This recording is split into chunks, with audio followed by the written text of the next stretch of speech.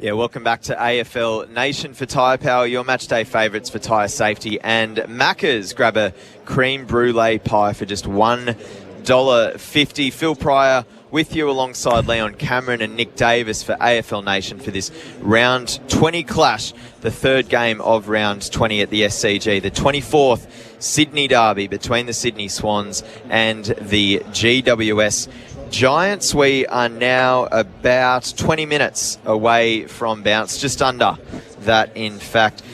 Just recapping the big sort of late breaking news here is that there will be no Steve Cornelio out there this afternoon. Soreness in the end has ruled him out, so Xavier O'Halloran comes into the GWS setup. Leon, we'll start with you. How does that change the tactics of GWS? We're obviously blessed to have someone that's been incredibly close to the setup for some time. What sort of impact will that have? Yeah, I mean, looking at the Giants team before that news came through, clearly there's a lot of midfielders in their team, and having Hopper, Ward, Green, Taranto and Canelo up until 5 minutes ago, that's a lot of mids to spin through, and so someone misses out on game time. So I don't think it's such, as much as what Cogs has had a really, really good year. In terms of the balance, it just allows probably O'Halloran to go out onto the wing, Ash to sort of be that half wing, half midfielder. And so then Taranto and Green and Ward and Hopper can get to work, which I see is going to be a huge battle in that midfield because, Bruce and Hickey, two totally different players. One's got a huge motor. One want to play long down the line, and Bruce should get some dominance in the stoppage stuff.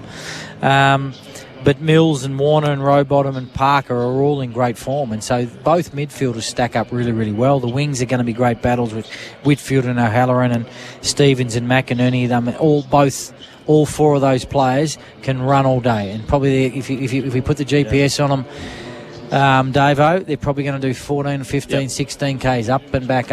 And we talked about Stevens, 6 or 7 weeks ago, how much he's improved and had such a good breakout month or two. So that's going to be a wonderful battle. But I don't, as much as what Cogs has been in fantastic form and they would love him in the team, in terms of the balance of their midfielder, having one less and then bringing in another runner, I think will help them. Yeah, this is the Toyota Good for Footy rounds. Toyota, that's good for footy. We're up in the Coates commentary box at the SCG. Coates, we're more than higher. We're equipped for anything. This Swans game is brought to you by Bing Lee, Australian family owned for over 65 years. And our luggage partner for today is Samsonite. Unpack the world with Samsonite. Visit samsonite.com.au. This is the pre-game show for Thirsty Camel Bottle Shops. Answer the Camel's Call, Thirsty Camel Bottle Shops and Beaumont Tiles, supporting small to medium builders. Nick Davis, there's obviously the Swans are a picture of consistency in terms of last week's team in their win over the Crows. The only change is the Medi sub with Josh Kennedy coming into that role. We'll see if he does get injected into the game at some point, but do you want to run through the ins and outs for the Giants for us? Because there's been quite a few, hasn't there? Yeah, there has. And look, there's probably a couple of things I want to go through. Look, talking through the Swans firstly, and Leon, it's important this time of year for consistency on field. You need, if you can minimise injury, minimise your turnover week to week with the side in or looking for finals. If you can have that, that goes a long way to help you winning games for the Swans. And I was unsure about their form. We did the St Kilda game here. It was a bludger of a game, and it was. I wasn't sure about whether the Swans were good or St Kilda were poor, and then they've come out and been okay. The Swans then got beat by Essendon. We thought, oh, what's that form look like? Essendon have been pretty good. And then another outing here where the Dogs went great, and then they've come out and beaten a good side last week, the Dogs. So maybe the Swans' form is better than what I thought. But probably just on you, Leon, since round 9, since the coach date, what have you noted? What's been different about the Giants side? What have you gone, oh yeah, I can see that they're doing that differently now? Oh, there's no doubt moving Himmelberg back, and whether he plays there today with the outs that they've had, he may go back forward because, if you go back 9 weeks ago, they are absolutely moving the ball in a different manner. They're moving it a little bit quicker. It's probably cost them a little bit at the contest, but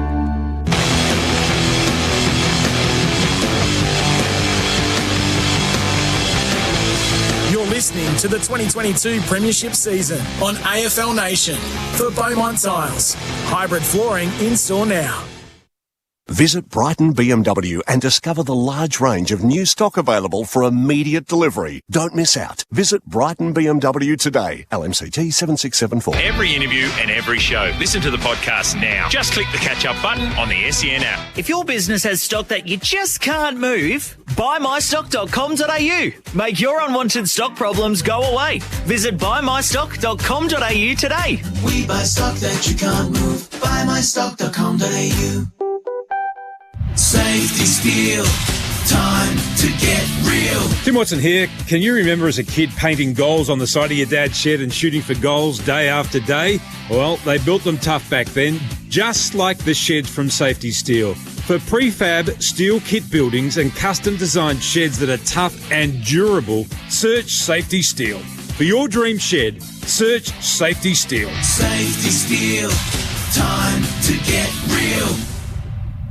First day of my new business, insured by QBE. Cue the lights. Cue the first customers. Hello. Cue the morning rush. Cue the unavoidable. Cue the call to QBE. Hi, sorry. Cue the quick response. We'll get that sorted for you. QBE Insurance on cue for thousands of small businesses before and after. Search QBE SME or talk to your broker today. See qbe.com/au for eligibility, the PDS and the TMD to decide if this product is right for you. The product issuer is QBE Insurance Australia Limited. If you've been injured at work, you should seek legal advice. Arnold, Thomas and Becker can advise on all your compensation entitlements, which could be in the hundreds of thousands. The team have over 50 years' experience in securing compensation for injured workers. Talk directly to an Arnold, Thomas and Becker lawyer and start your claim today. And if there's no win, there's no fee. Call 1300 333 300. It's time to clean up your career and finally be your own boss with a guaranteed income. Clean It has been a leader in commercial property services for over 30 years. And now they are growing with new franchises right around Australia. With a huge contract base, including graffiti removal, high-pressure cleaning, building washing, and more, you'll be backed by an established brand with unlimited earning potential. Download your Clean It franchise info pack at cleanit.com.au. That's KLEENIT. Whether you've driven to work, caught a plane, hit the pub, or watched the game this week, you would have seen a big screen video installation along the way. We entertain audiences with our innovative big screen solutions. Visit bigscreenvideo.com.au to see how BSV can bring your space to life. At Autobahn, we're all about top gear, low prices. Whether it's for inside your car, under the hood, or in the garage. If you find the same top gear at a lower price elsewhere, we'll match it. Guaranteed. Exclusions apply. Autobahn. Top gear, low prices. We're joined now by Brent Boomer Harvey for this week's Saturday Greyhound preview, brought to you by the Watchdog app, with live free vision of every Victorian Greyhound race. Premier Racing is at the Meadows this weekend. Boomer, tell us, who do you like? Yes, well, it's always interesting to see a greyhound find its sweet spot. Those times when everything comes together and it looks like they've found the formula. And that's why I'm liking Maureen Susie on Saturday night at the Meadows. She's been all over Western Victoria in her 21 starts, but just last week she made her debut as a stayer over the longer distance of 715 metres. And she had a spectacular win, paying $10.50 and beating out some much more fancied runners. Maureen Susie has found her mojo for me. See her in race 7 this Saturday night at 8:43pm. Good luck. Boomer Harvey's Premier Racing special, Maureen Susie, Saturday night at the Meadows. You can now watch every Victorian Greyhound race live and free by downloading the Watchdog app or follow Watchdog Racing on Twitter or Facebook. Please gamble responsibly.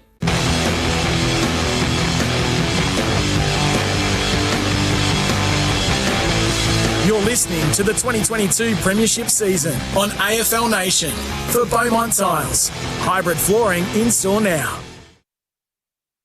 Live from the SCG, it's Sydney. Kick down the wing. Hayward's onto the crumb. Feeds it to Parker. Runners through the middle. Warner gets it. Gives it away now to Mills. Kicks for Heaney. Got it. Versus GWS. Just short of left half forward. Going to kick it low and long. And off hands it goes. Green. Green snaffled it. Stole it.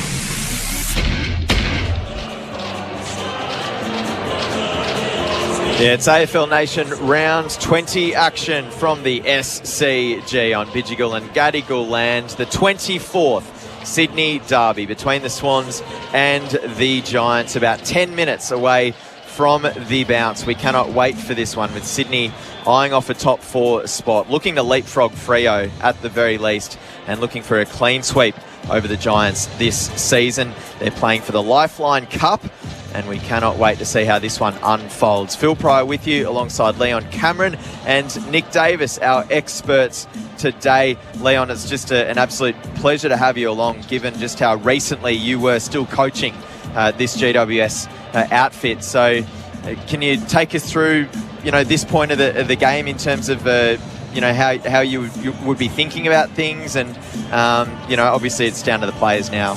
Yeah, it is. I mean, their prep's done all through the week, both sides, and no doubt that the last 30 minutes, 20 minutes, 10 minutes leading up to the game, everyone get that butterflies in their stomach, and all of a sudden the game starts and the ball bounces. But look, there's going to be some great matchups. I think the Bruce-Hickey battle is going to be a really good one, as I mentioned earlier. Two totally different ruckmen. Hickey will try to run Bruce around. Bruce will want to play it in tight. I think the midfield battles, I noticed Ash was in the midfield for the Giants just in the warm-up. Wouldn't be surprised if he runs with a Warner or a Mills today. He's been able to do that on and off and play more a defensive role. The wing battles will be really, really good. Whitfield out on a McInerney as an example. Down back for the Giants, the Taylor-Franklin matchup's just mouth-watering. Taylor's had an All-Australian year. We know how good Franklin is. And, whether Buddy tries to take him up the ground and then disturb the Giants' back six system, that'll be interesting. And then down the other end for the Swans, when the Swans are in the back line, who plays on Toby Green? Do they play Rampy on Green? Does he come out of his customary goal square and follow Green up the ground a little bit because he's got such a big work ethic? Hogan's fresh and he comes back into the team. He's had a wonderful last 7 or 8 weeks. And I think it'll be Tom McCartney over Paddy. And then the question mark is, who's the other tall for the Giant? We think it's probably going to be Himmelberg, even though he's warming up down back. It could be him or young Callum Brown playing that second fiddle to Hogan to give him a bit more of a marking option. So I think it'll really be interesting to see, where all these players that we've discussed line up on the first bounce. And but there's some wonderful one-on-one duels that we'll watch throughout the afternoon. Yeah, this is the pre-game show for Thirsty Camel Bottle Shops. Answer the Camel's call, Thirsty Camel Bottle Shops, and Beaumont Tiles. $25,000 advertising giveaway is up for grabs. iCanWin.com.au is where you go. Our luggage partner for today is Samsonite. Unpack the world with Samsonite. Visit samsonite.com.au. And listeners out there, when we do take calls, it'll be for Star 21. 2021 Telstra Enterprise Partner of the Year, and both teams, they are completing their warm-up. We're about 7 minutes away from the start of this game. For Ream, ask your plumber to install a Ream steady, hot and strong. Let's consult the Kubota cask, the weather report for Kubota. Together we are shaping up and building Australia. Nick Davis, what's it looking like out there here at the SCG? No, it's a beautiful day. The SCG has turned it on. The grass has started to grow. We're getting a little bit of warmer weather here in Sydney. The rain has stopped. A little bit of breeze from the northwest. It's normally the breeze that you get here at the SCG. It favours to the right of your radio dial. A little bit of left to right if you're kicking to the left. Yeah, that was for Kubota, shaping and building Australia. This is the Toyota Good for Footy round. Toyota supporting local communities through Good for Footy. Now, fellas, unmissable moments for Drinkwise. Choose to Drinkwise. You won't miss a moment if you Drinkwise. What are you seeing out there? What do you think that could be today? Oh, for me, it's two people. It's for the red and white, it's Lance Franklin, and it still is. Chad Warner's starting to creep up on him a little bit in the highlights reel, and Tom Papley. But for me, it's still Franklin number one to see what he can do. And then it's Toby Green at the other end. I think in a multitude of ways, Toby Green can provide a highlight, good, bad, or indifferent. So it's definitely those two. Yeah, Signet powering the commentary team for the upcoming game. Stay charged with Signet. And can we get a ground report for climate and Dakin? Keep this winter warm. Nick Davis? No, ideal ground conditions, good grass coverage. Centre wicket's got plenty of grass on it. What does happen here in the night game, it gets dewy, so none of that here today. It's Leon, if you can't get a kick, you're in trouble today. Dave, you're a jack of all trades. You're doing the ground report. Yes. And as well commentating on the game. You just know everything. You'll be reading the news soon. Well, he had to race straight over here from the SEN studio in North Sydney. Absolutely wanted man. Training. I've done it all today. I'm tired. Well, and Leon, obviously you were involved in crunch time earlier today as well. I've just come from I played a Division 3 game of Aussie Rules this morning, so we're all going to be knackered by the end of this game. Head will go down on the pillow really well tonight, won't it? Sure will. That was for climate and Dakin. Very warm. Obviously, as we mentioned, the Swans pretty much the same 22 that beat the Adelaide Crows last week by 33 points. Josh Kennedy comes in as the Medi-sub for this game, replacing Sam Wicks, who was originally named in that role for the Giants. They've got 5 changes to the team that went down to Carlton by 36 points last week. And listen to the names coming in.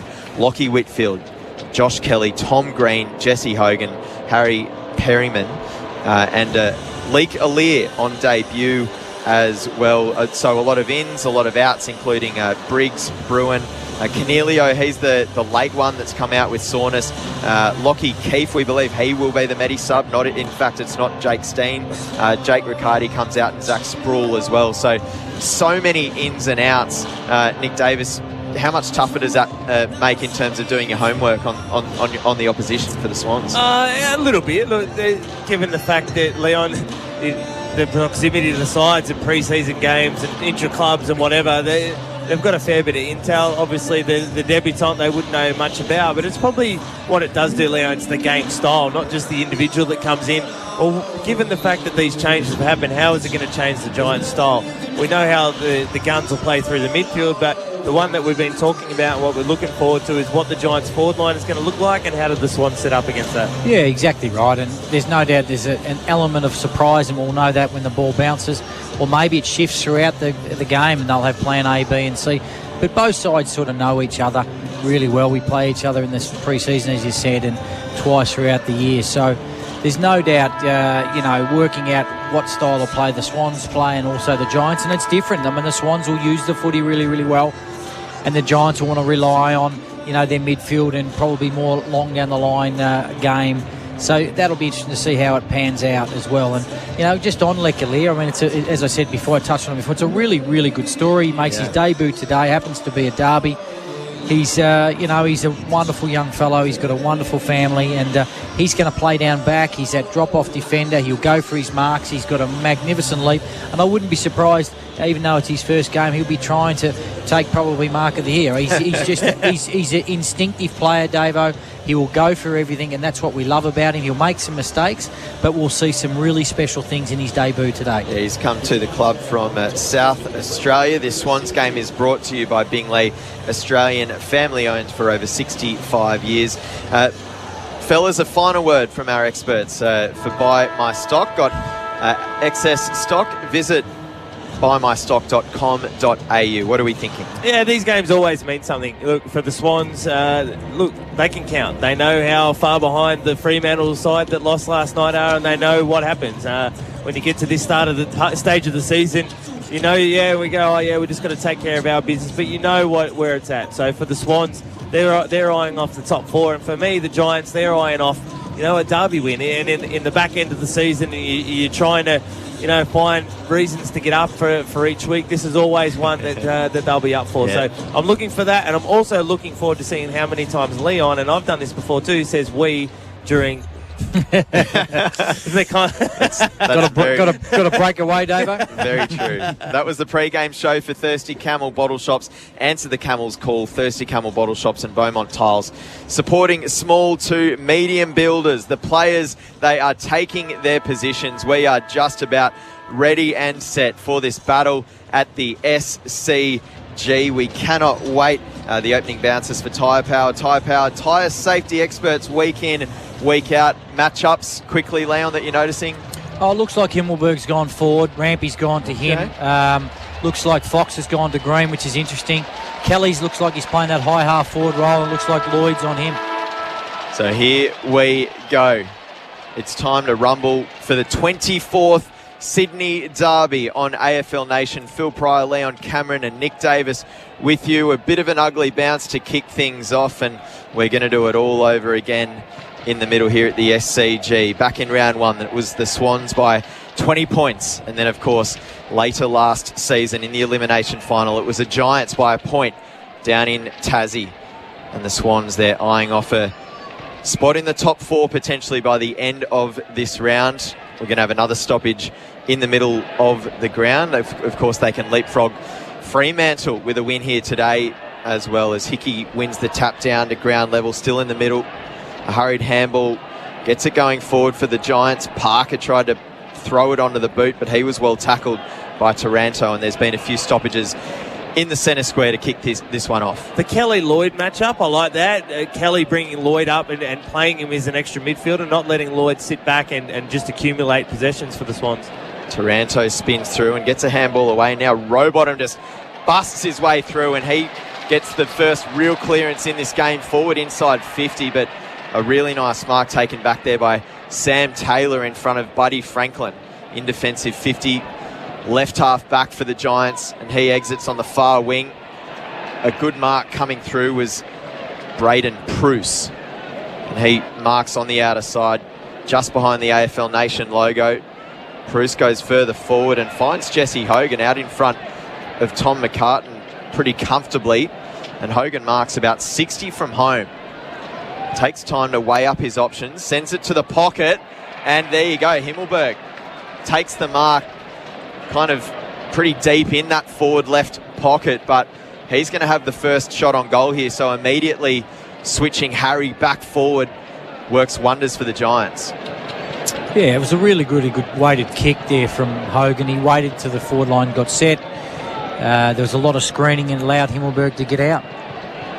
That was kind of the move in the post-Leon Cameron coaching period, wasn't it? That they moved him back, but Harry Himmelberg goes forward and kicks the opening goal here at the SCG. His 148th major in the big leagues, and what a start for the Giants. 123 games. It's time that he became that really, really good player, and he's always been able to do this, Leon. It's a great magnet to be able to have. He's shown this year that he can go back and do a roll back there, to be able to go forward. First inside 50 for the Giants to come out and have a really good set of hands there and go back and kick a goal. He's a foundation player that you can sort of set your team around and you can build a really good forward line around him. Yeah, absolutely. And there's no doubt his last 7 or 8 weeks has been unbelievably good down back. Yep. And he's been Mr. Fix. He's gone into the ruck and forward when they needed him. But that's a wonderful start. Not an easy shot. It's a great start by the Giants. Footy's easy, isn't it? Kick mark, goal. Yep. We just try and complicate it. That's it.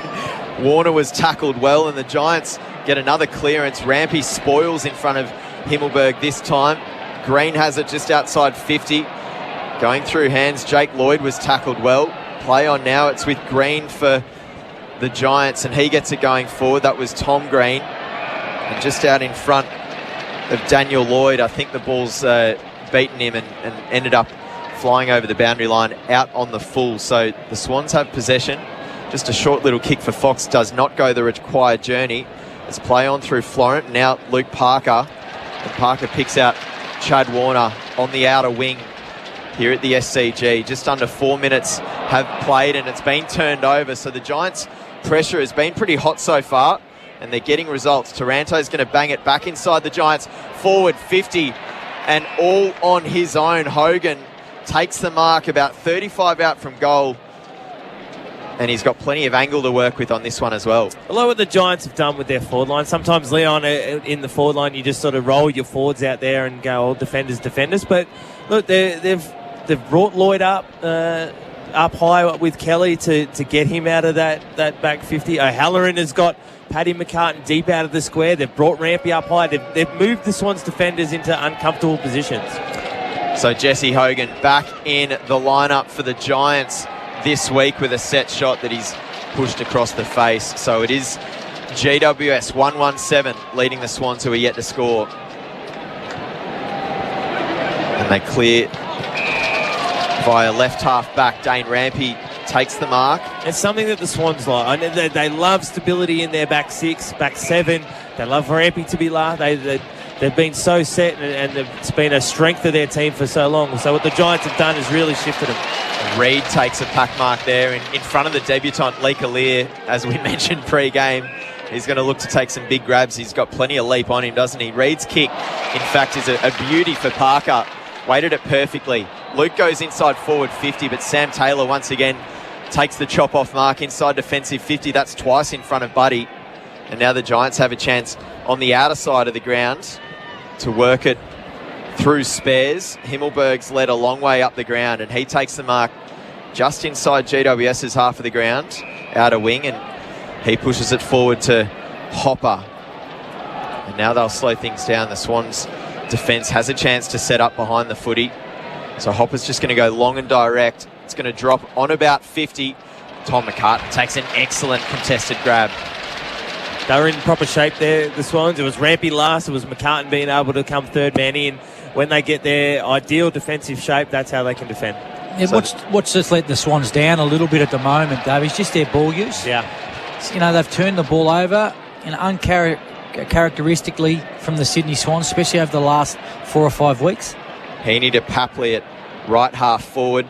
Papley goes inside 50, and once again, they've picked out a Giants player. This time it does end up out over the boundary line in front of Lockie Whitfield inside forward 50, but yeah. Clearly it's the money ball kick going inside 50. And their last two probably hasn't given Franklin or Reid a chance. The Giants defensively have pushed back really hard, but the Swans just need a little bit more composure. So ball thrown back in. Bruce won it down. It hits the deck. Kennedy was after it. And now a hurried little kick goes out to a spare Swan, which is Jake Lloyd. He snaps it back towards the top of the goal square. Warner couldn't quite mark, but he's trying to track the ball. Now it's with Parker and Mills. Mills snaps for goal, but he never had the angle on it, and it's out of bounds on the full in front of Haynes.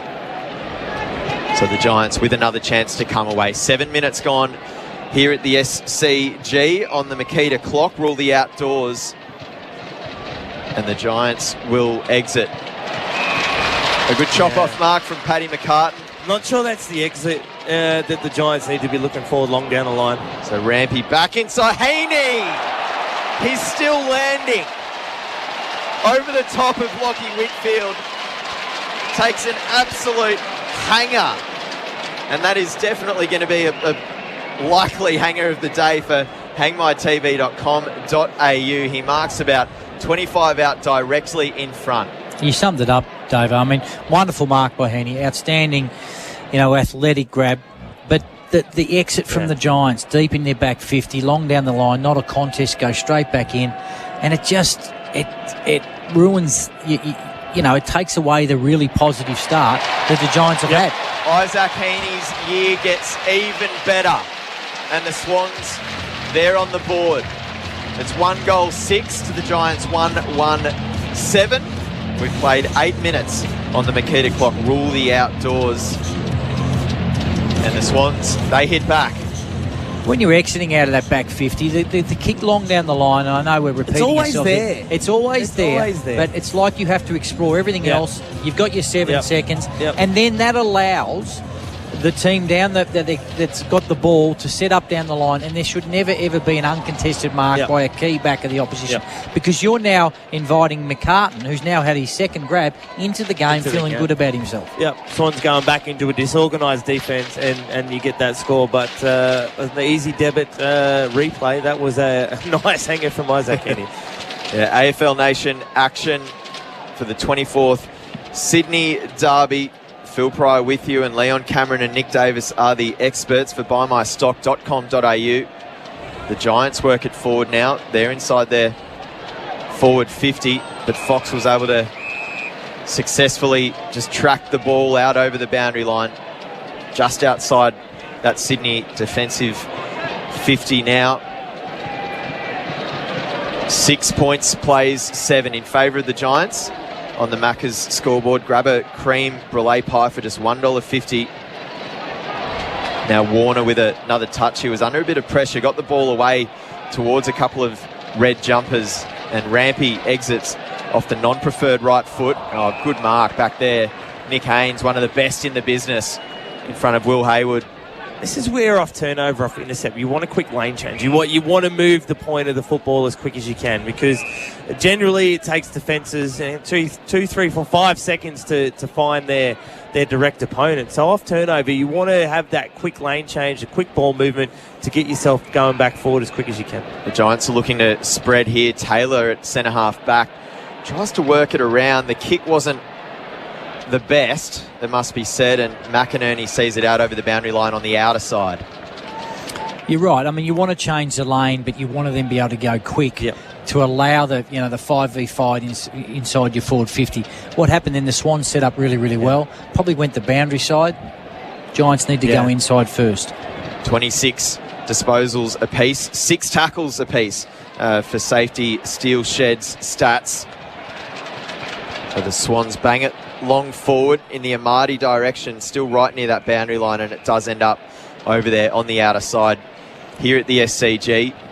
It's a really intriguing match. Watching Hogan on Tom McCartan. Hogan, every chance he gets, is trying to get in behind him. Yep. Just to try to confuse him and doesn't want him to get set. So 11 minutes gone on the Makita clock. Rule the outdoors. Hickey won the tap down. Warner with a hurried kick off the deck. It isn't a bad one. Haney tries to scoop it in. He was tackled by Callum Brown. And at right half forward for the Swans, the ball once again goes out of bounds. There's been plenty of that in the first 11 and a half minutes here at the SCG.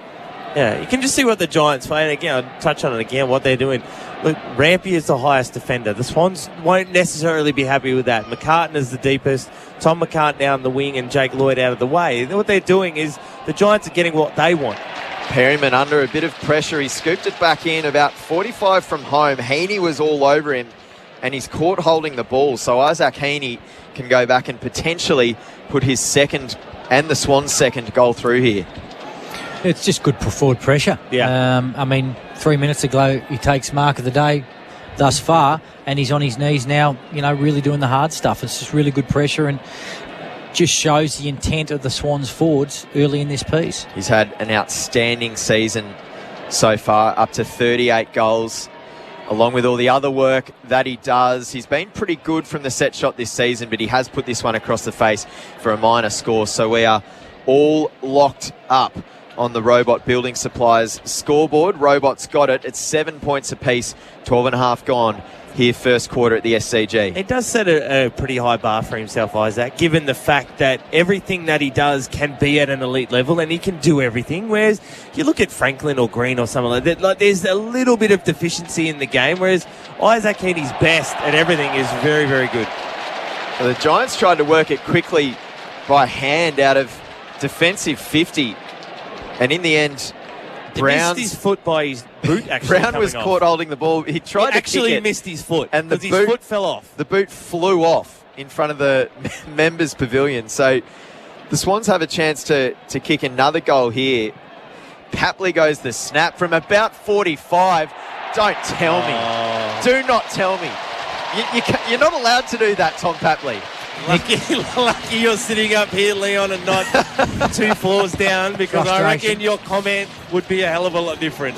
I just want to talk about that, Nick. I mean, Nick, that's a hard shot at goal. Yep. I mean, you were very, very good at your craft around the goals, but the further you get out from goal, I mean, it was 45 out. You're not allowed to snap it from 45. That's a snapshot from 45, and freakish players like Papley and Green and these guys can do that, but people don't understand that was a really, really hard goal, and he just made it look so easy. Oh, it was it's an extreme element of skill, but you talk about Papley and Green, you got to have the confidence to be able to go, this is what I'm going to attempt to do, and from that corner of the SCG, it was a very good finish from Papley. But look, for the Giants, for the ball to go through from a set shot, set snap, however you call it, at goal pad height is a coach killer. 2-1-13 to 1-1-7. The Swans over the Giants on the Robot Building Supplies scoreboard. Robot's got it.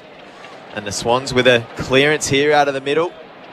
starting to gain some ascendancy in this first quarter. Papley with a handball over the top to open pasture. Whitfield goes after it. He was under some defensive pressure from Buddy Franklin, and Buddy wants a deliberate paid in front of the members here at the SCG, but it won't be. It'll be thrown back in.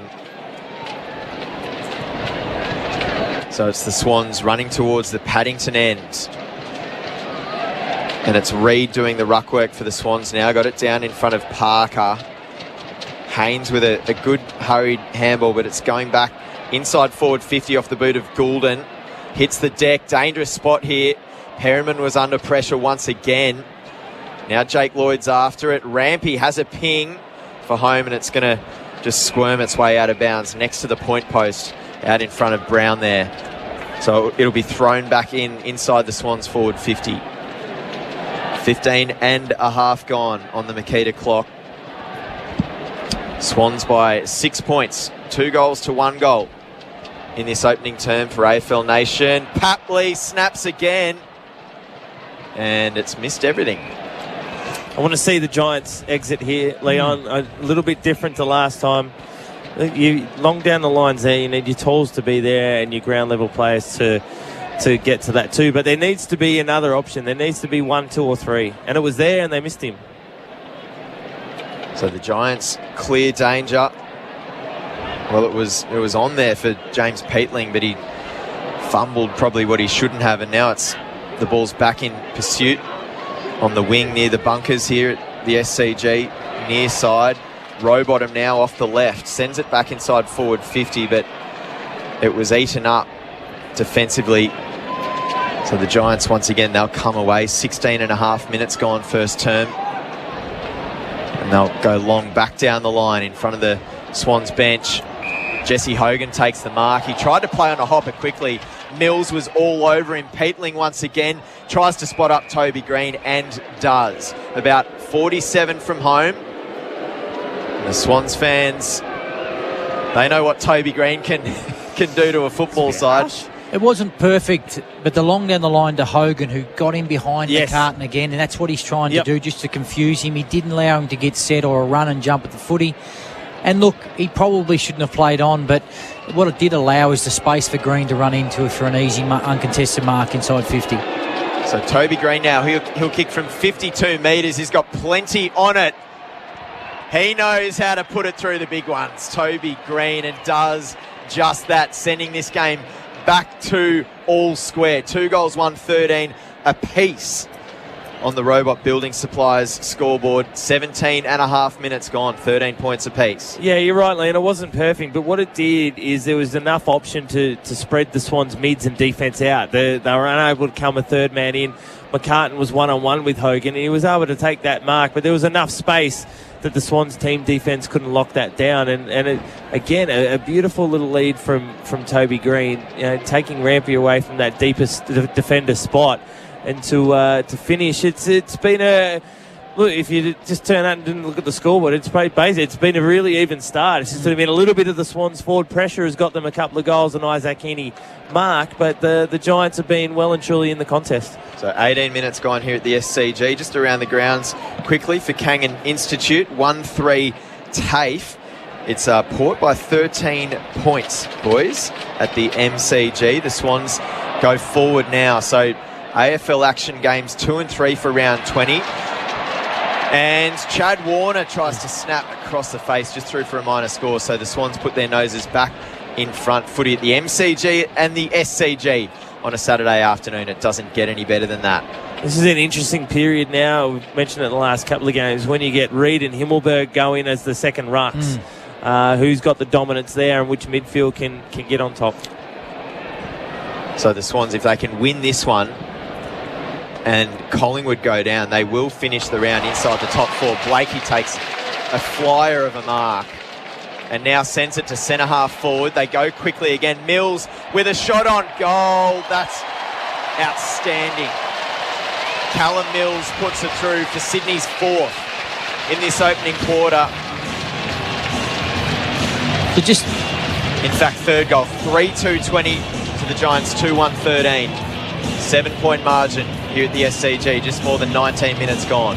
Just when Himmelberg goes into the ruck, clearly then they're one down in terms of the height ahead of the forward line. This kick out here. You can't go long. You can't. With Prusoff and Himmelberg in the ruck, you're one tall down. You've really got to march your way out of that defensive 50. That's spot on. And that's when you've got to use your footy smarts and, march up 2 or 3 15-metre kicks round the boundary. Take some time, then you might get it to the wing, a little bit more close to the boundary, play to the advantage of the Giants. The 2 goals have been from direct intercept marks straight back into the 50. Through. Yep. Leon Cameron and Nick Davis are our experts for buymystock.com.au. It's a rare treat to have someone that was so recently coach of one of the teams out in the middle as one of the experts here for AFL Nation. And Nick Davis is doing a pretty good job as well. Dylan Stevens has it for the Swans on the outer wing. And he does well to spot up Goulden, who just does so much running around this SCG ground. And Goulden's going to go short. Does well to Florent. Gets it back via hand. Goulden goes long inside forward 50. It actually hit the back of Buddy as there was a bit of a struggle for the marking contest. And now the Giants are going to exit. Paddy McCartan was right there, 51 metres from home. And Paddy marks. Now, can he go back potentially and kick his first goal as a Swan? No, he spots it up instead in the Franklin direction. He got it off the first bounce at ground level. It's centre half forward now, the Swans are. And it's going to be wrapped up. So 21 minutes gone on the Makita clock. Here at the SCG, the Swans by 13 points. It's been a big area, that exit kick for the Giants, hasn't it? Just not being able to find. They found Hogan once and they were able to score, but there's been 3 or 4 times where the Swans have been able to mark it. Bruce tapped it down to Hopper. In fact, it was Green who got it moving. There's Hopper. And now in front of Toby Green, who has to try and kick, but Rampy's defensive work was outstanding. And Rampy's going to win himself a free kick here. Just his side of the ground, just his half of the ground, goes short to Mills, who's right behind that centre circle now. So this is just their part of their game that they've just rapidly improved over the last 18 months. They know the distance, that 15 to 18 metre kick. They just gain 30, and all of a sudden the long kick inside, you can defend it really well. Doesn't mean you always score, but you put the opposition under the pump, and the Giants are finding it hard to get it out of their front half. So Goulden went long inside Swans forward 50. It was spoilt out of bounds at right forward pocket. 3-2-20 to 2-1-13 Swans over Giants on the Robot Building Supplies scoreboard. Thrown back in now. Bruce is winning his fair share of hit-outs. Callan Ward now with a chance behind the stoppage. Kicked it out in front of Tom Green, who had the boundary line to contend with out of side, and it does beat all the players in the end. Just some safety steal shared stats. Chad Warner leading the way with the Swans with 6 disposals. Sam Taylor with the Giants. A few intercept marks down there. He's leading the way with 5. So thrown back in now out of side. Hickey got it down for Dylan Stevens, whose kick was smothered well by Hopper, and the follow-up work was just as good. Now it's been turned over. And once again, the ball has exited on the outer boundary line that many times already in this first quarter. 23 minutes gone.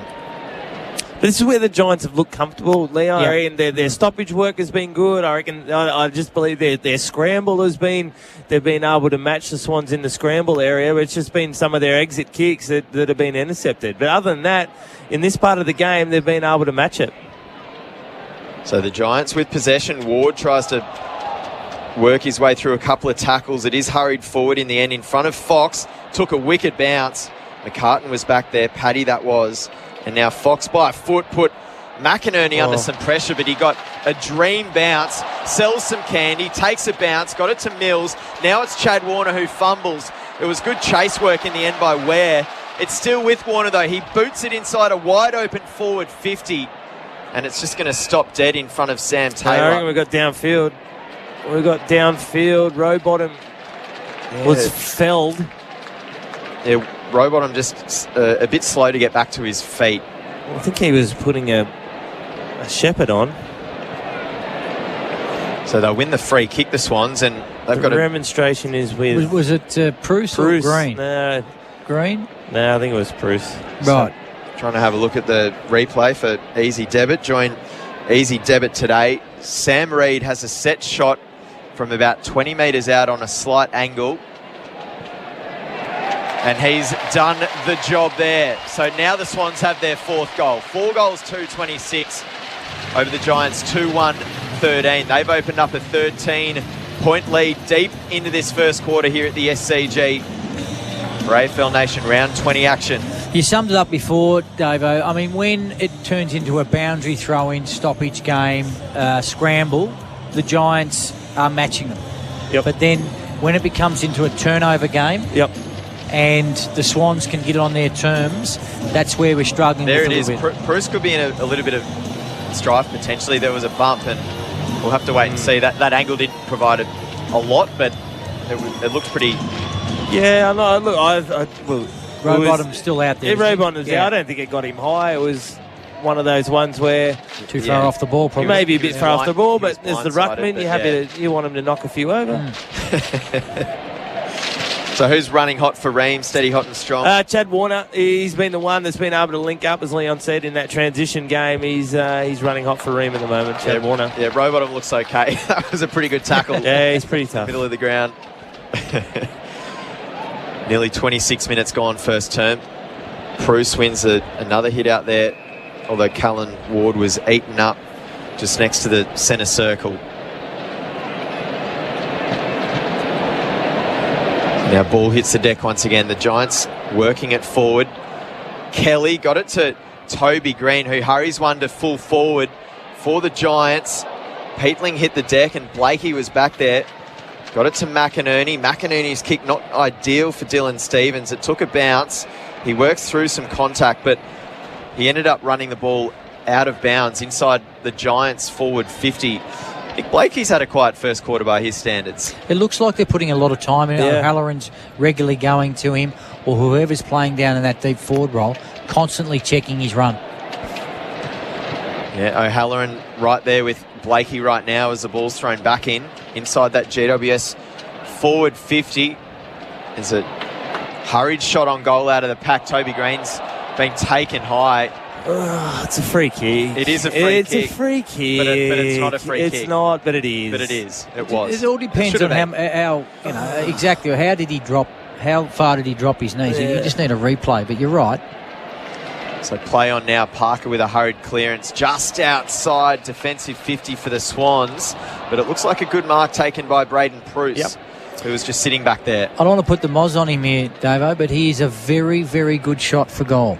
And I know that's unheard of for ruckman, but he's a very, logo, very on the 50. good shot for goal. And He looks like it. He's a thumping kick, so it could go out in the full, but it could go through the middle, post high. I love your little each-way bet there at the end. So Bruce, he kicks it from about 55. Leon Cameron you're a is genius. not wrong. You are not wrong. That was an absolute ripper. What would we know? It's not like we coached the team for 8 years or however long it was. 4 goals to 3 now here at the SCG. 4-2-26 to 3-1-19. The Giants, they work themselves back to only 7 points down on the Robot Building Supplies scoreboard. Robots got it. AFL Nation round 20 action. The first quarter is just about done and dusted here at the SCG for Tyre Power, tyre safety experts week in, week out. Phil Pryor with you alongside Leon Cameron and Nick Davis, our experts. What more can we add? What more can we add? Freaky shot from the big boy. When we noticed the training about a year ago, he just flushes them from 50. Yeah, that was incredible. So Bruce hits the scoreboard. Went through the legs of Mills, who was been good inside the Giants. Giants. Yeah. They have been good here. This is the part of the game they've been all right. Coming away once again.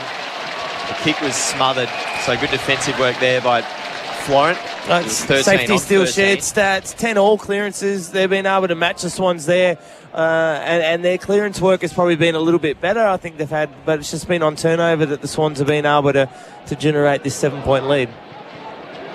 So the Swans eyeing off a top 4 spot by the end of this round. Goulden does well to create time for himself in the stoppage.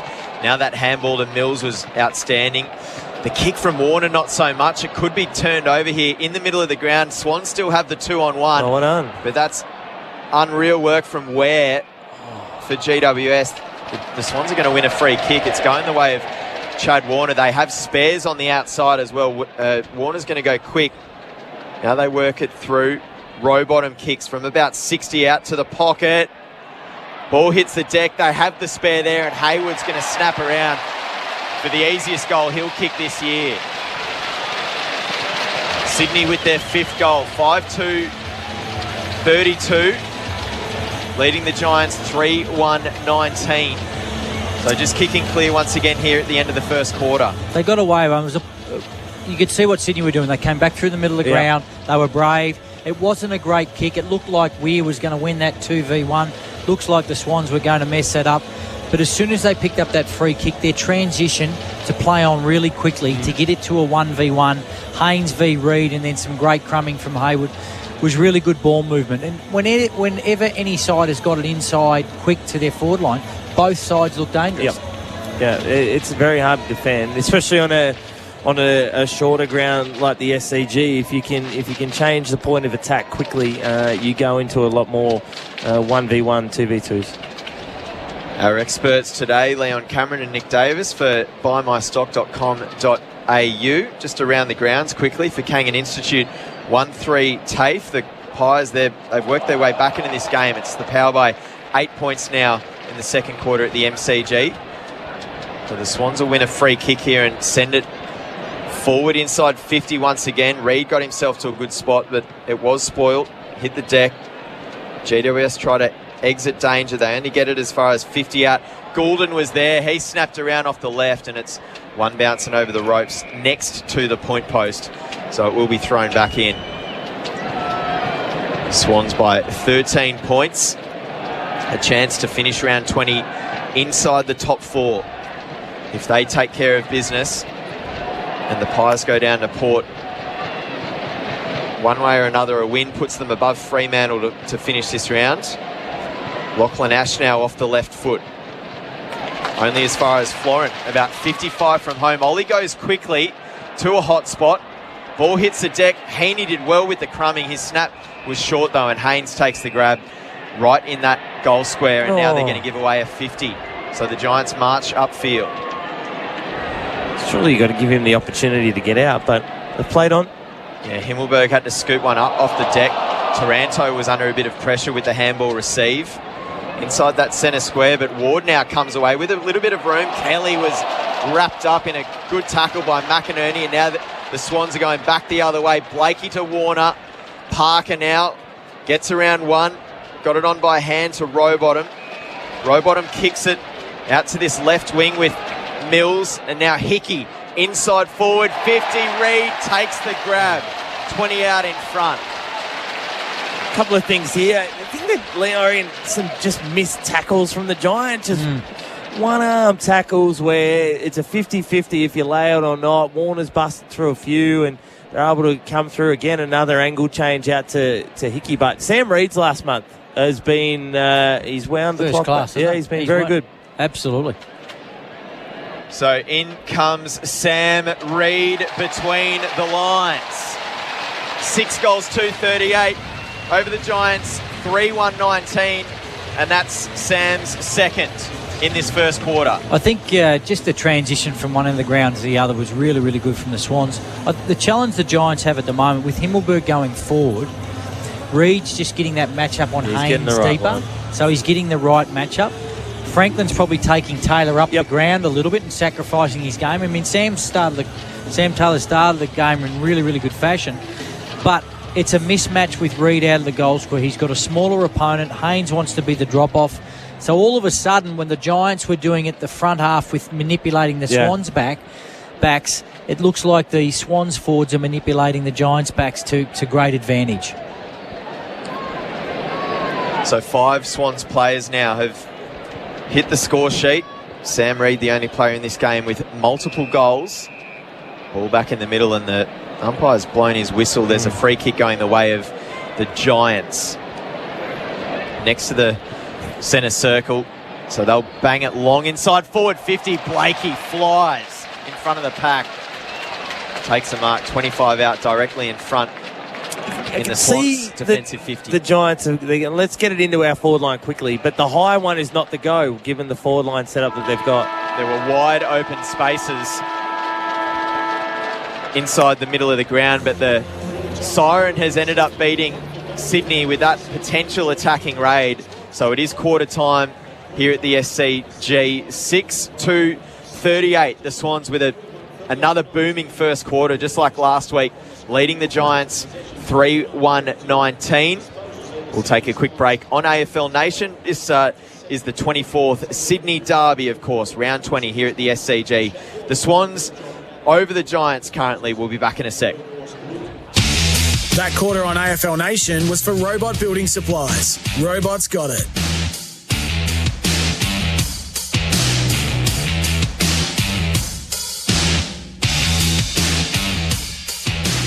Have you got a dream renovation, a dream man cave? Robots got it. Robot Building Supplies can help you get the job done. Robot's been servicing the building, fencing, engineering, roofing and cabinet making industries for over 70 years now. So when it comes to experience and reliability, Robots got it. With 24-hour delivery, dream one day, build the next. Robot Building Supplies. Notting Hill, Sunshine, Preston, Dramana, Pakenham, Coldstream and Darnham. robotbuildingsupplies.com.au. ROBOT, Robot Building Supplies. Jetfire heaters from the makers of trusted Australian brand Spitwater are highly efficient, robust and very portable. Industrial, LPG and diesel-fired space heaters. Jetfire heaters come with a fully automatic safe ignition, providing instant reliable heat and are Australian Gas Association approved to the latest safety standards. With distribution, sales and service centres located in Brisbane, Sydney, Albury, Melbourne, Adelaide and Perth, and authorised dealers in all major centres throughout Australia. Call 1-800-SPITWATER now or visit spitwater.com.au today. Scientific evidence has shown that firefighters contract cancer more than the general population because of the toxins they're exposed to at house fires. This evidence was the basis of firefighter cancer laws introduced to protect firefighters who contract cancer in the course of their public service. But the Andrews government has just trashed these laws, turning its back on firefighters in their time of need. Help protect the firefighters who protect you. Go to firefightercancerlaws.com.au. Authorised P. Marshall, United Firefighters Union, Victoria, Melbourne. Star 21 offers a new approach to your enterprise mobility strategy. Imagine a solution that's more flexible, secure and future-proof, keeping your business moving during these uncertain times. Star 21 delivers tailored mobility solutions that best meet your business needs using Telstra's 5G mobile network. Call the Telstra Enterprise Partner of the Year on 1300 Star 21 to discover the difference. Star 21. Hey, Nick Del Santo here. As a rookie, I was mentored by some of the best footy brains around. After all, you don't play over 300 games without starting somewhere. In business, it's easy to find a gun rookie. Just call MEGT. As Australia's largest and only national apprenticeship network provider, MEGT are your local apprenticeship experts. Whether you're an employer who needs an apprentice or you're looking to kickstart your career as one, MEGT has you covered. Visit MEGT.com.au or call 13MEGT. Get the power of safer tyres before you go on holidays. A road safety message from Tyre Power. Correct tyre inflation is the single most important part of tyre care. It helps keep them in good condition to provide optimum performance and maximum life. The best thing you can do before a long journey is check your tyre pressure and top them up with air if needed. And don't forget to check the spare tyre too. Get the power of expert advice. Get the power of Australia's biggest independent. Visit tyrepower.com.au for your local owner operator. Sustained performance in footy is more than just one great game. It's about playing consistently, game after game, season after season. Host Plus delivers strong performance over the long term, with top returns over 20 years. A top performing super fund over the long term, that's a plus. Super Ratings SR50 Balanced Index, December 2021. General advice only. Consider the relevant Host Plus PDS and TMD at hostplus.com.au before deciding if Host Plus is appropriate for you. Past performance is not a reliable indicator of future performance. Search, compare Host Plus today.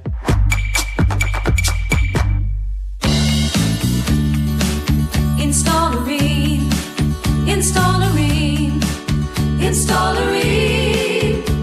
For the hottest of hot party you've ever seen. Rain comes on steady, hot and strong.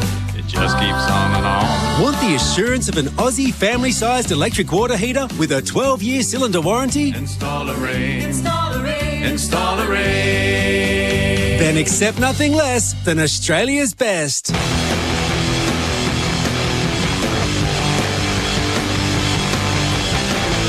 You're listening to the 2022 Premiership season on AFL Nation for Beaumont Tiles. Hybrid flooring in store now.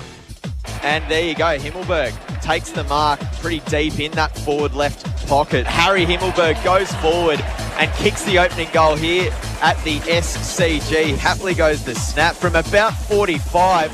Don't tell me. Do not tell me. You're not allowed to do that, Tom Papley. Macca's, I'm loving it moments. Grab a creme brulee pie for just $1.50. I'm loving it moments for Macca's. Grab a creme brulee pie for just $1.50. Second quarter action here on AFL Nation round 20 in the 24th Sydney Derby here at the SCG. Phil Pryor with you alongside our experts, Leon Cameron and Nick Davis for buymystock.com.au. This was the second quarter opening bounce for Tyre Power, your match day favourites for tyre safety. Leon Cameron, very recently former coach of the GWS side. What are you noticing out there in terms of how they're lining up now? No, it was an even contest in the first quarter, but the Swans just the last 5 minutes, just those two really important goals after the Bruce Monster.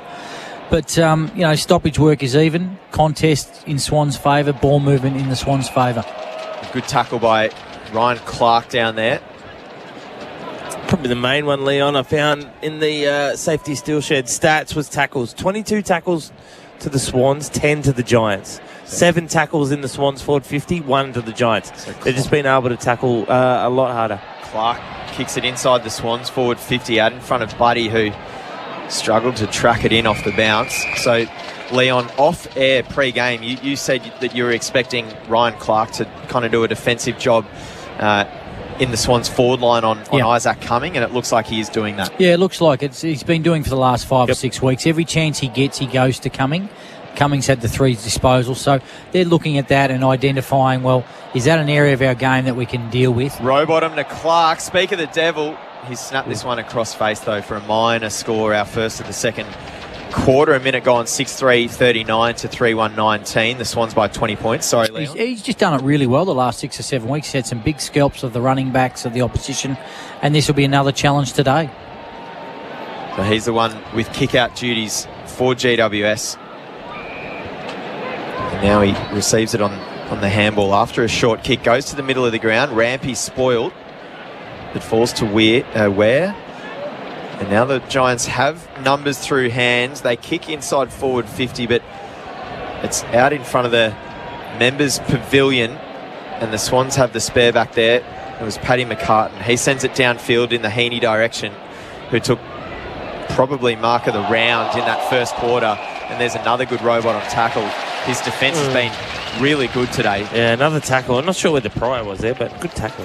You're right. I mean, they are tackling really well. And the challenge for the Giants is, can they match that intensity? With that tackle, I mean, Rowbottom just did enough. Kelly probably didn't have enough opportunity, but it's their intent that clearly stands out.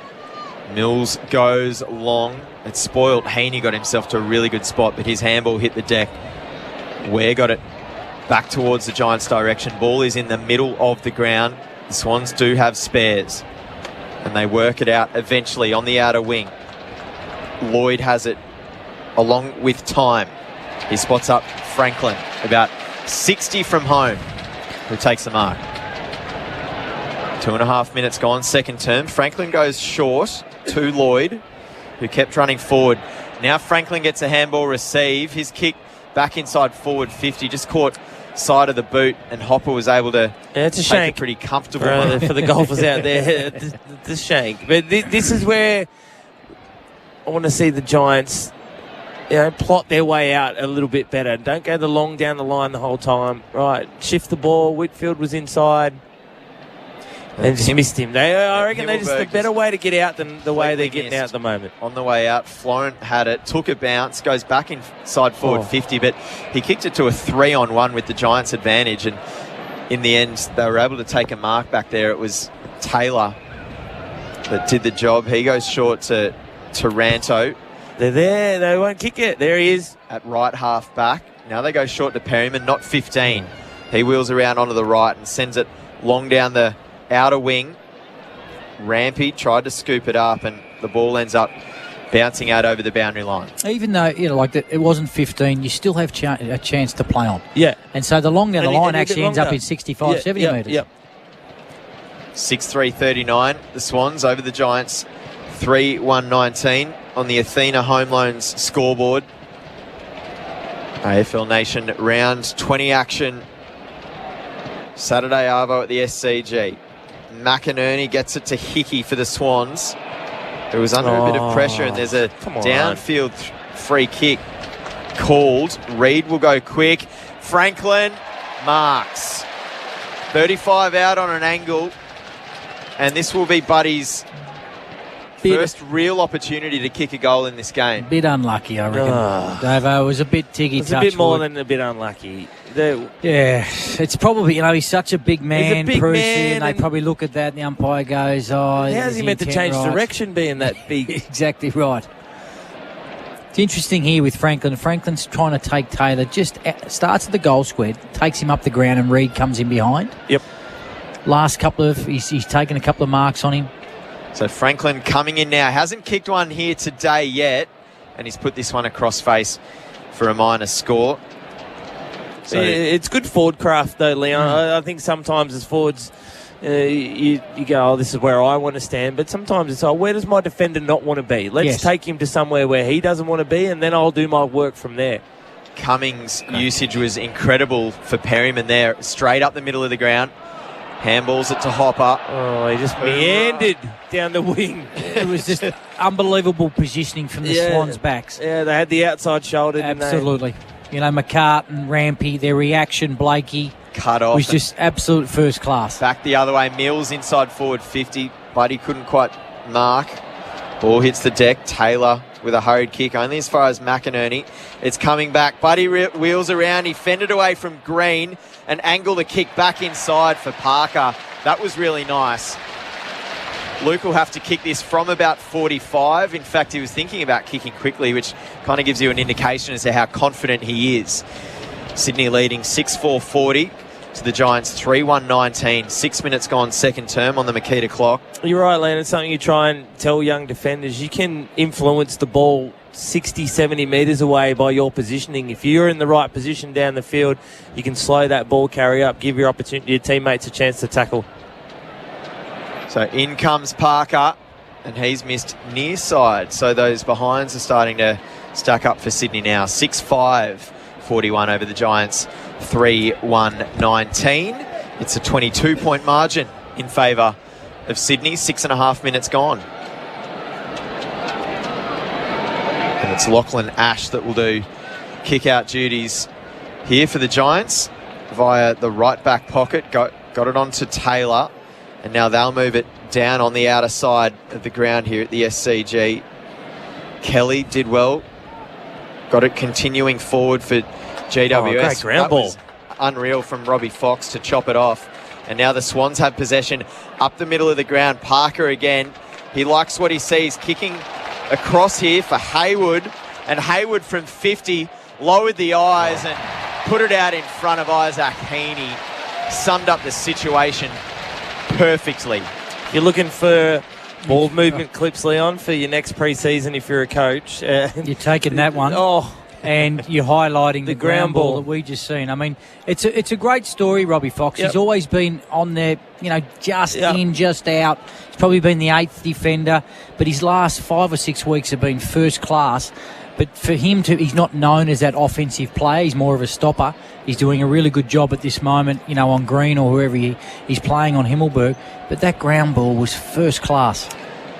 Yeah, Isaac Heaney coming in now, a simple set shot, and he puts it through without error. So 7 goals, 5-47, leading the Giants 3-1-19, 28-point margin. Robbie Fox, as you mentioned, he's keeping Harry Cunningham out of the team right now as well. Yeah, you're right, Leon. He has just been that right on the cusp there. Amazing athlete, powerful athlete, great runner, just wins any sort of running competition at the Swans by as far as you can kick your hat. And It's been good, but it's just one out there for the junior coaches and young kids. They live in the Instagram highlight world. They don't see the Robbie Fox ground ball because it's not on the highlight, but it's a reason for the goal. It's a fundamental of the game. The ball is on the ground. It's the reason why that goal happened. So we're back in the middle. Ball thrown up. Once again, the Swans have possession. It is hot, though. And it's in pursuit. Clark goes after it. He's tackled by two Giants defenders next to the centre circle, and that's going to be paid holding the ball. As soon as you fend off, you're gone. Yeah. That's your prior. So the Giants go quick. Inside forward 50. Just the one goal in this second term so far for the Swans. It just came. Fox has tackled this time. There was no fend involved there, and a hurried kick towards goal is through for a minor score for GWS. So 7-5-47. The Swans over the Giants 3-2-20 on the Athena Home Loans scoreboard. That's better from the Giants. Even though they were able to get a 50-50 in the air, it got to ground level. Swans got first hands in the defensive 50, but there was an immediate tackle, which has allowed them a second opportunity here. Nearly 10 minutes gone here on the Makita clock as the Swans exit long on the outer wing. Amadi with a hurried kick off the deck. And now Whitfield has it. He has so much speed, doesn't he? Just looks so fluid in motion. His handball wasn't great, though. Put a teammate under a bit of pressure. He goes again and wins it. Got it to Tom Green this time. And now it's kicked back inside that GWS forward 50. Fox there again being tackled. The handball went to Kelly, and Kelly snapped around, but he misses for another minor score. Just a good opportunity now to see if he can get some front half footy for the Giants. They've had two re-entries. And now all of a sudden they look like they're out. He's going to miss it. Yeah, he's got him. Just poor. Yep. 7-5-47. The Swans over the Giants 3-3-21. Hayward marks in front of the benches. Inside wing here at the SCG. Takes his time. Lloyd now finds Parker at just behind right half forward. Had Rowbottom as a short option, but Parker's going to take his time here. The Giants defenders flood back, so Parker turns left and delivers to Lloyd short. Now Lloyd's weighing up his options. Doesn't have a lot, so he's going to need to go forward to right half forward and give Goulden a difficult task. It falls for Whitfield, and that's a good kick for Callan Ward at centre half back, and now they're going to have a chance to move at the Giants. Straight up the middle of the ground. Hogan leads up forward. And now Lloyd on the outer wing for the Giants, putting it inside their forward 50. Jake Lloyd was at the full of the ball, though. Got the handball for Blakey. Blakey spears a good kick to Heaney, back on that outer wing. Heaney tries to swing around, trying to get it to Franklin, but Brown was there for the Giants. Now Brown's going to exit danger, the Irishman. Got it to a few red jumpers, though, so it's just kind of bouncing back and forwards across the SCG. It's not good enough there, Leon. The Giants forwards, they just didn't reload. No. The ball went away from us. You could see that the Giants were going to turn it back over at half back, and they just didn't reload and reform their forward line. Just looks like they're struggling to cover the ground at the moment. Sydney with a chance to go forward. Kick went over the top of They just need to find a Amadi. mark here. Sometimes you just got to find a mark and let the ground set back up and get yourself back in shape. So Stevens has as the Lloyd Swans are doing here.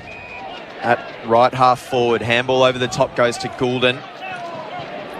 Goulden's space was closed by Ware, and now Mills swings around. Long inside forward 50 to the teeth of goal.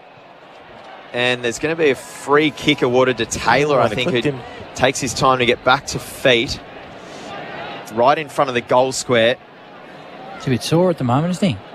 Looks very proppy. Bit ginger, isn't he? Just another great chop-out mark. That's his fourth intercept grab. He looks in a bit of strife, is he? Oh, that's a good mark there by his Ware. Head or is it a leg injury? Sorry, that was Kennedy. So GWS inside their defensive 50 here. Just a standstill of turnovers at the moment, isn't it? It has been. This is what I want to see the Giants. Just kick their way out. Just open the field up. Figure it out on their own. Out in the middle. Yeah, that's nice. And they're going Just short. Keep it off the Swans for a little while. So let the air get back in the lungs. Coming at left half back. He's going to take it longer. He kept it reasonably low. Free kick play on now for Kelly. So the Giants go forward. There's another whistle. Jeez. Now, it looks like Green was taken high. So there were multiple free kicks there. Kelly, yeah. So Green will play on. That kick inside forward 50 was, as Nick Davis put it, a shank. As far as Blakey, and it's going to be turned over. So it has been a turnover thon the last few minutes here at the SCG. It's like the air's gone out of the game in the last 6 or 7 minutes, and it's just who can execute the best. And both sides are making some fundamental errors with their feet. So 7-5-47 to 3-3-21 on the Athena Home Loans scoreboard. 14 and a half minutes on the Makita clock. Swans work it to centre half forward, and Papley is going to win a free kick in the marking contest.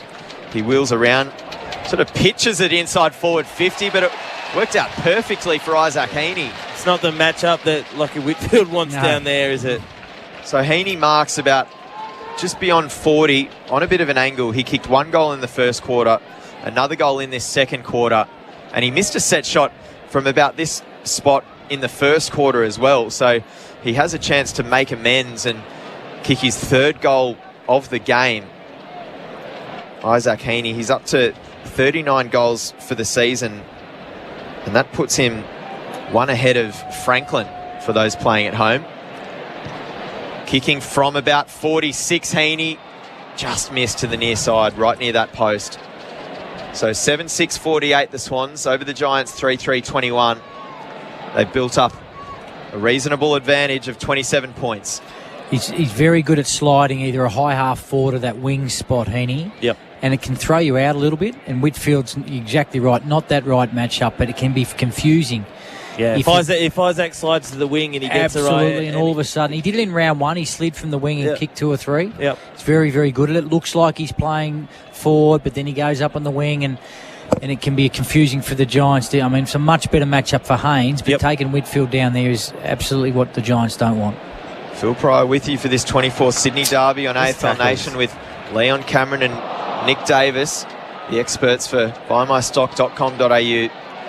Sydney has it back inside their forward 50, and Heaney's tackling well there as well. Yeah, it's the number of tackles that the Swans have been able to make, but it's the number of missed tackles from the Giants. Yeah, which would be really disappointing for Mark McVeigh. I mean, he would have came into this knowing that that's a key area of the game.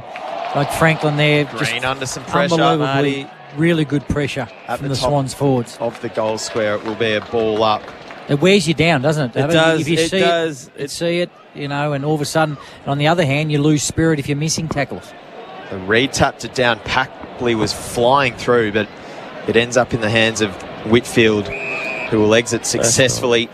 28-18, safety still shared stats. Swans winning the tackles. It's in the hands of local lad for GWS, Peatling. It goes long down the line. Blakey flew over the pack for a spoil. And they're bringing it back now, Sydney, through hands of McInerney. Goulden, it's been intercepted. Perryman now got it to Taranto. Look out. Rowbottom. Another tackle for him. And he leads the way in that category here today. 5. That was his 6th, in fact. Goulden at right half forward. Tries to centre the kick, but the cover came across. It was Callan Ward getting back there to take the intercept mark inside defensive 50 for the Giants. He'll work it out aside to the debutant, Leek Alir. From South Australia, 20-year-old. Now the Giants just trying to work it from right to left inside their defensive 50 now. Thinking about the switch, and it wasn't on. So Kelly goes back the other way to Taylor, who marks back in front of the goal square. Looks like they've jammed him in here at the moment. Yep. Forces Taylor. That's a smart They're still option. an outnumber. They'll still get him if they persist. I can see that's a really good kick. Yep. Great kick from Leck. I can see the gears turning in your head, Leon, wondering how they're going to figure their way up the ground here. Sometimes you've got to be patient, let the defence defend a bit, and they'll make a mistake, whereas you don't want the mistake to be from you. There is a mistake on forward 50 for the Swans, but they'll get out of the it. whistle blows for a free kick involving Franklin. and Kennedy. So the Giants work it up the ground in front of the Swans bench. 50. Yeah, absolutely. It is. There was just too much sauce on that. There was. But sometimes with your McCart- ball movement, and you're a good side, and you're a young, and again, to coaches out there, that the offense always wants to make the play. Sometimes you just need to let the defenders defend a little bit, let the opposition defend. They'll make a defensive lapse, and then you just go there rather than trying to force the issue the whole time.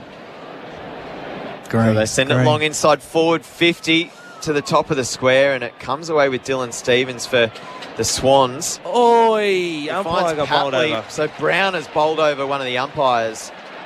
Bit stiff, the young fella. He would have been able to spoil that too, but Leon, just that ground level pressure for the Giants hasn't been there, has it? Absolutely not. It's just not there at ground level. And even that long ball when they had a bit of time to set up, it's like, if Peatling's out here, he needs to push back in really quickly to give that, that forward pressure, which clearly up the other end. You've got a roll there. You've got a role to play. Dylan Stevens on the outer wing. Spots up Mills with a good kick off the left. Mills goes quick, centre half forward. Papley all on his own. He wanted to go quickly, but the marker came and arrived. And so he goes to the pocket. Amadi spoilt in front of Alir. And now Hayward has options and finds Reid. There's a difference. 25 metres out directly in front. Ground level. Hayward at ground level, they were able to pick up the crumb, the Swans, and get another possession inside their forward 50. Sam already has 2 in this game as well. 20 minutes gone on the Makita clock in this second quarter at the SCG. It's the Swans already by 27 points. And Reid has 3 goals before half-time. So 8-6-54 over the Giants, 3-3-21 on the Athena Home Loans scoreboard. Sydney doing it in cruise control here before halftime. I mean, the disappointing part there, Davo, from a Giants point of view, is a 50-metre kick from the wing to centre half forward, uncontested. Yeah. And then they had 2 or 3 opportunities to take uncontested marks inside forward 50. And Reid takes one eventually. I mean, that's poor team defence. It's not just on the back 6 here. It's just going from one end of the ground to the other. They need to sharpen up their ground level stuff down their front end. On the other side, I mean, the Swans have only kicked the 2 goals. And they've had opportunities to probably hit the scoreboard a little bit more. Yeah. It's just a little bit of their finishing and their decision-making coming inside 50. That time was very good. But if that sharpens up, the score could probably be even more in favour of them.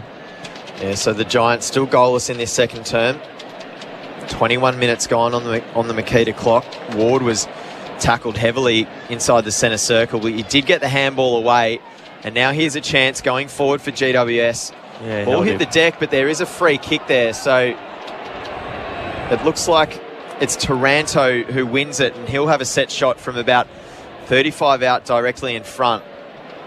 He'll probably kick from about 40, in fact. Yeah, it's again, just the centre clearance. The Swans tackling pressure has been great. But, Leon, you spoke about it wears you down at the start. Look, you can just see a few of the Giants players in team defence. It's not 18, it's 16. Then it becomes 15 and 14. And just making sure that everyone is still putting in both offensively and defensively. So the number 14, Tim Taranto, in his 15th game this season, has just missed to the right-hand side. So they're still goalless in this second term, the Giants. 8-6-54 to 3-4-22. The Swans by 32 points here at the SCG. 22 minutes gone, second term. And the ball's killed on the outer wing. Good cover coming across. And you talk the about panes. that 18-man defence, that team defence, which the Swans are so good at. Yep. On the flip side, if the Swans are allowed that kicking game and it drops from 16 to 15 to 14, they're just so well drilled to find the spare. Yep. To find the outnumber. They'll find the weak point. Yep. They'll make you defend for long enough periods that eventually the defence makes a lapse and they go to that weak point. So who's running hot for Ream, boys? Oh, the Swans tacklers are running off for me. It's probably Luke Pay. Look, I think it's the 2 probably big dogs there. Look, this man, Chad Warner's been Chad good, Warner. but it's been Mills and He Parker. wheels for home. Chad got it to Buddy at full forward. Sorry, Davo. play on here. The Swans have spares inside forward 50, but they've hit the deck. They made a bit of a meal of it. They will have another chance. Buddy now got the handball to Mills. Over the top for Papley, who has to wheel around away from goal to get outside the traffic. Goulden now, he has a chance to shoot for home. Errol had all the time he needed to blast it through for the Swans' 9th goal. And Sydney hit 60 here at the SCG. It's a bit of a party on a Saturday afternoon. 9-6-60 plays the Giants 3-4-22, and Errol's on the scoreboard. Yeah, the two guys running hot for Ream had the third last and second last possession before that goal. I think it's Parker and Mills have been really good in this quarter, but Errol Goulden, just that wing roll to be able to get inside defensive 50 and do some really good work. But what it's important, Leon, and really good wingers can get inside forward 50 and kick those goals too off an angle change. Yeah, absolutely. Great finish. I mean, that looked a little bit sloppy there. It looked like they were going to be out on a number of occasions. But, you know, he's such a good kick. And you talked about who's running hot. I mean, you know, we talked about the Swans tackling. He's had a really good game, Gilden. He just everything he touches, there's something positive that comes out of it. Yeah, Errol Goulden running hot for Ream, steady, hot and strong. So ball back in the middle now. 24 and a half minutes gone on the Makita clock. Rule the outdoors. Hickey's tackled well by Hopper. Could have been holding the ball. Was just a late call from the umpire. So Hopper will have it moving forward now for the Giants. Inside 50. There you go. Ball hits the deck. There's a mountain of bodies around. Ware with a hurried kick. Got plenty of height. And once again, it comes down to ground level. Now it's with Peatling, who had a bit of a look from the pocket, snapping around, and it ended up flying across the face and through for a minus score. 9-6-60 to 3-5-23 for the Swans by 37 points. Second term. It can't be too much longer before half-time. As well, we've hit 25 minutes and change.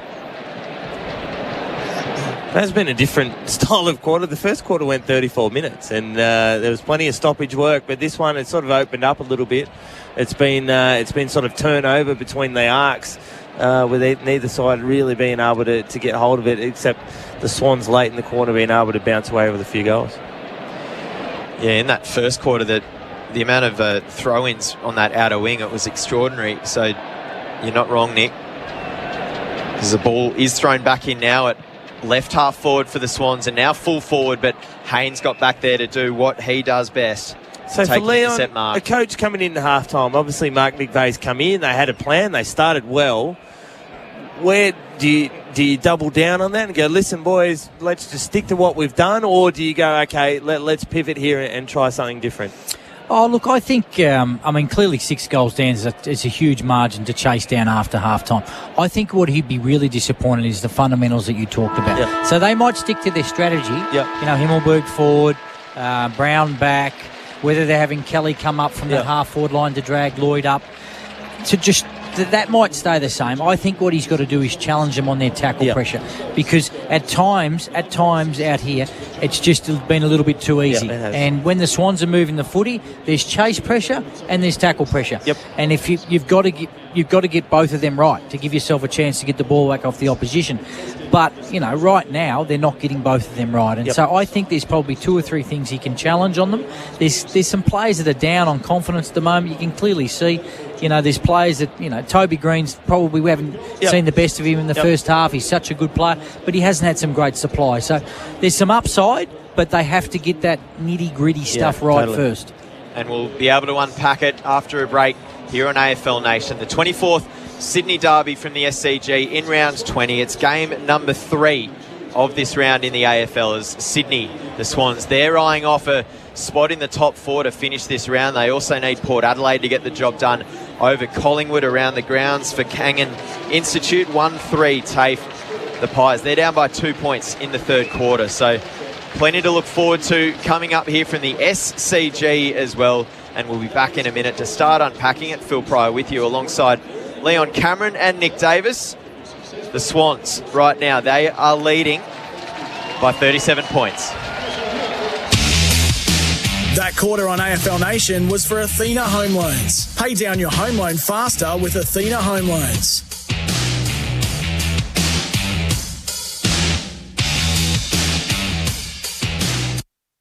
Safety Steel, time to get real. Tim Watson here. Can you remember as a kid painting goals on the side of your dad's shed and shooting for goals day after day? Well, they built them tough back then, just like the sheds from Safety Steel. For prefab steel kit buildings and custom designed sheds that are tough and durable, search Safety Steel. For your dream shed, search Safety Steel. Safety Steel, time to get real. At Elders Insurance, our support for our local community is hands-on. From local football to your favourite events, we give back in the ways that matter most to you. And because we live and work where you do, we can take the time to get to know you and your needs, as well as our community. Find your local agent at eldersinsurance.com.au or call 13 56 22. Elders Insurance is underwritten by QBE. Visit eldersinsurance.com.au to read the PDS and TMD to decide if this product is right for you. Footy is made up by lots of bite-sized plays. A good pass here, a nice kick there, maybe snaffling possession. But adding up all of these bite-sized plays can get you big wins. It's the same with Snaffle. Get stuff you want now and pay it off with bite-sized payments. Now that's a huge win. Snaffle. Grab a Snaffle wallet today at snaffle.com.au. Terms, conditions, fees, charges and lending criteria apply. Credit provided by Walker Stores Proprietary Limited, Australian Credit Licence 393023.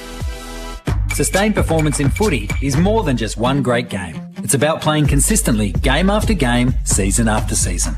Host Plus delivers strong performance over the long term, with top returns over 20 years. A top-performing super fund over the long term, that's a plus. Super Ratings SR50 Balanced Index, December 2021. General advice only. Consider the relevant Host Plus PDS and TMD at hostplus.com.au before deciding if Host Plus is appropriate for you. Past performance is not a reliable indicator of future performance. Search, compare Host Plus today.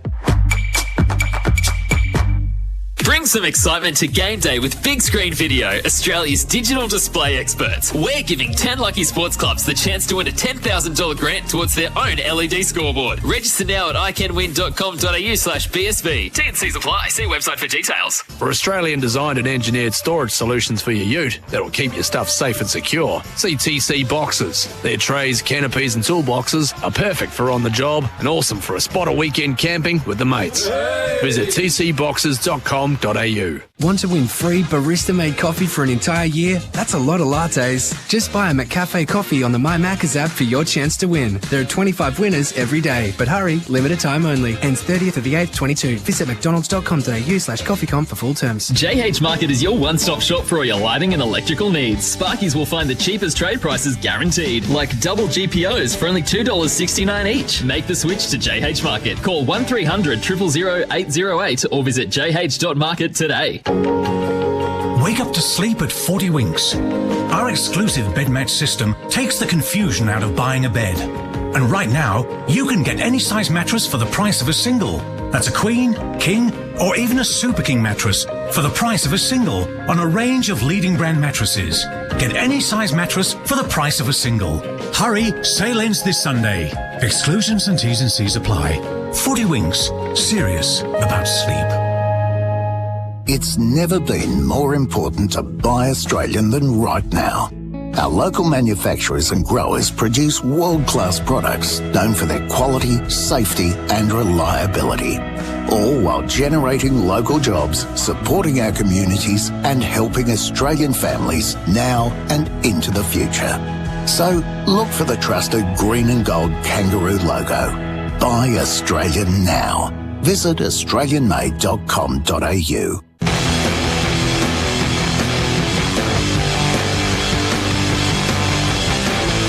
You're listening to the 2022 Premiership season on AFL Nation for Beaumont Tiles. Hybrid flooring in store now. Isaac Heaney coming in now, a simple set shot, and he puts it through without error. Goulden now, he has a chance to shoot for home. Errol had all the time he needed to blast it through for the Swans' 9th goal, and Sydney hit 60. Macca's, I'm loving it moments. Grab a creme brulee pie for just $1.50. Yeah, it's AFL Nation round 20 action here at the SCG, the 24th Sydney Derby. and it's the Swans leading the way at halftime by 37 points over the Giants. 9 goals 6 to 3 goals 5, 60 points to 23 points. And this is the Toyota Good for Footy round. Toyota supporting local communities through Good for Footy. And this is the halftime floor show. Thanks to Choices Flooring, hybrid flooring from Choices Flooring. It's Phil Pryor with you alongside Nick Davis and Leon Cameron for the halftime show. Just a very quick stats wrap as far as the disposals are concerned. Kelly for the Giants, he's getting plenty of it. He's leading the way with 18 touches. Mills and Parker for the Swans have 16. Jake Lloyd 13. Sam Taylor for the Giants has 12. And then there's a bunch of Swans with 12 possessions as well. Errol Goulden, Nick Blakey and Justin McInerney.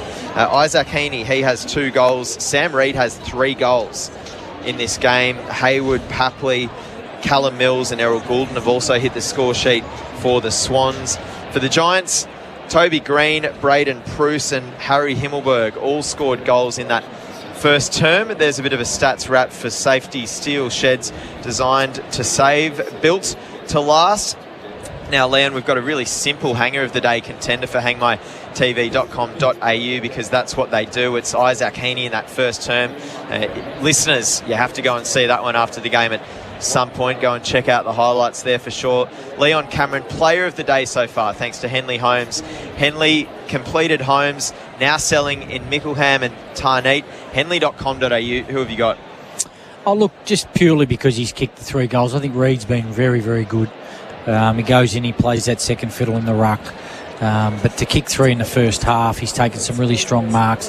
He's got some mismatches because the Giants have put Himmelberg forward, and so they're a little bit undersized down there. But you can only do what you can only do, and him hitting the scoreboard in terms of just gives them that, helps them give them that really good commanding lead at the moment. So I reckon he's just having a big influence on the game, and he'd be looking at half time. Because where he's been in the past number of years with all his injuries, can he walk off this ground with 4 or 5 goals today? Yeah. Some of the experts are calling it Sam Reid's best season, and you're probably comparing it to one of those seasons going all the way back to when the Swans won their last flag, or won the flag in 2012, I suppose. So, it's good to see Sam Reid fit and firing out there for sure. Unmissable moments for Drink Wise. You won't miss a moment if you drink Wise, boys. What have we got? Oh, look, I think the ground ball from Robbie Fox at centre-half back here. Look, he left his man and he came absolutely full tilt. Ground ball, flicked it off, the Swans ball movement, rebound through the middle, switched the play to the far side. And it was just absolutely poetry in motion, and then drilled into Heaney, who took the mark, and they scored a goal. So I thought that was probably the highlight of the first half. For Drink Wise, choose to Drink Wise. MEGT Rookie of the Day. MEGT, your local apprentice experts. Call 13-MEGT today, guys. Probably not. We're not. Look, the first game. Lee Collier. Lee Collier's done. He had a couple of good efforts down there on Amati. Hasn't done much, Joel Amati. So for what he's been able to do, look, in your first game, you just don't want to have any major howlers. So I think he's clearly been the Rookie of the Day. Yeah, there you go. So just that was for MEGT, your local apprenticeship experts. Just quickly around the grounds for Kangan Institute. Our heroes are made at Kangan Institute, kangan.edu.au. RTO 3077, just around the grounds quickly. So highs by 6 points. There's a really important game happening down in Melbourne right now. Collingwood, they've hit the front. They were down by quite a bit at stages in that first half. Sounds but they very now familiar. Can they do it again, Davo? Can they win another? Do you go to the well one more time? They have just been absolutely first class, and we talked about last week. But that kick out, but not enough's made of that kick out, because normally everyone's like straight down the middle, but they were able to find that soft spot in the defence, like 30 metres out, and then carry it over the pack. It was a well executed kick out, and Jamie Elliott. He wasn't doing anything else but having a shot. No, and it would have been disappointing on the flip side. Essendon players sitting in the middle of the ground, not being organised, as we know. But, look, they've been terrific in these sort of games, and looks like they've got another one on their hands at the MCG against the Power. It's the last roll of the dice. So you can see this going down to the wire again. Yeah, absolutely. So it's the Pies 8-8-56 over Port 7-8-50. Of course, the Port playing for a couple of 200 gamers as well, Leon, as was mentioned pre-game. Now, I'm sorry, Nick, but I should probably throw this next one the way of Leon. Coaching move of the day. Of course, you were coaching one of the teams out there as recently as round 9 for TC boxes, home for trays, canopies and toolboxes. What do you think? Oh, look, the Swans are they're systematic. And so sometimes it can look boring, but equally it's what you do, and if you get into rhythm, that's exactly what you're after. And, Clark's doing a really good job on coming. It's not outstanding, he's not doing anything fantastic like hitting the scoreboard, but he's just curbing Isaac Cummings' run off the half-back line, which then stifles the Giants' ball movement because he's one of their ball movement players. I think that, Heaney, he's playing that. When he sets up as a high half forward, he comes really wide. He can be a bit confusing for the wingers or the backs that maybe drop off on him. But I think that's just his natural running pattern. He does really, really well. I like probably early, I think, Nick, you probably pointed out, I'd much prefer Rampy deep. Yep. And because they can get set. And so when Green comes up, whether they're now handing that over to Fox a little bit more to say, well, you take him when I'm up high and I'll just, make sure the troops are all set from my angle, which is deep. And so I think that's probably now settled. Yep. I didn't mind the move early of O'Halloran to Blakey, but then I reckon the last 7 minutes of the first quarter, Blakey really started to get a hold of it, and that's really dropped off. It's been those things, but in a side is being able to do it, and you said the Swans will do it for the whole half and then the whole game. And you might not get the rewards that you think, and you might not see it, but eventually the system overrides the individual stuff that the Giants were doing. And I thought the Giants were able to disrupt the Swans' defence in the first quarter, but eventually the Swans' system got back into shape. They rebooted, and then they were set, and they bounced away. We spoke about it at half-time. You're talking about trying to come up with a move. They need to come out and make sure that their fundamentals are right. It's not. It's not okay. Look, I didn't mind miss your tackles. They put Perryman in there at after quarter time. It looked like Perryman was running a little bit with Warner. Warner had 10 in the first. He's only got 11 for the game, so he's quelled him to 1. But if Perryman's doing his role, other players have got to make sure that they play their role in terms of, okay, it's my turn to nail the tackle, I need to nail it. My turn to play team defence, I need to nail that. And so that make it harder for the Swans to go from one end of the ground to the other. A couple of turnovers, a bit of front half footy, and it raises the energy, and all of a sudden, as we know, 2 or 3 goals really quickly can just put a side that, might be thinking, okay, we've got them here now, the Swans. We probably don't have to go to the well. And sometimes that can be dangerous. And before you know it, 10 minutes into the third quarter, the Swans could be on the back foot. But it's back on the Giants to turn this game into some sort of contest because they really dropped off in that quarter. Yeah, we'll be taking calls all weekend for Star 2021 Telstra Enterprise Partner of the Year. This is the half-time floor show. Thanks to Choices Flooring, hybrid flooring from Choices Flooring. AFL Nation for Icon Services, solutions that matter. This Swans game is brought to you by Bingley, Australian family-owned for over 65 years. We're up in the Coates commentary box. Coates equipped for anything. It's Sydney by 37 points over the Giants at halftime in the 24th Sydney Derby here at the SCG. Game 3 of round 20 with the Swans eyeing top 4 by the end of this round. At the very least, they're looking at leapfrog Freo after their loss last night to the Melbourne Demons. It was the D's by 46 points, of course.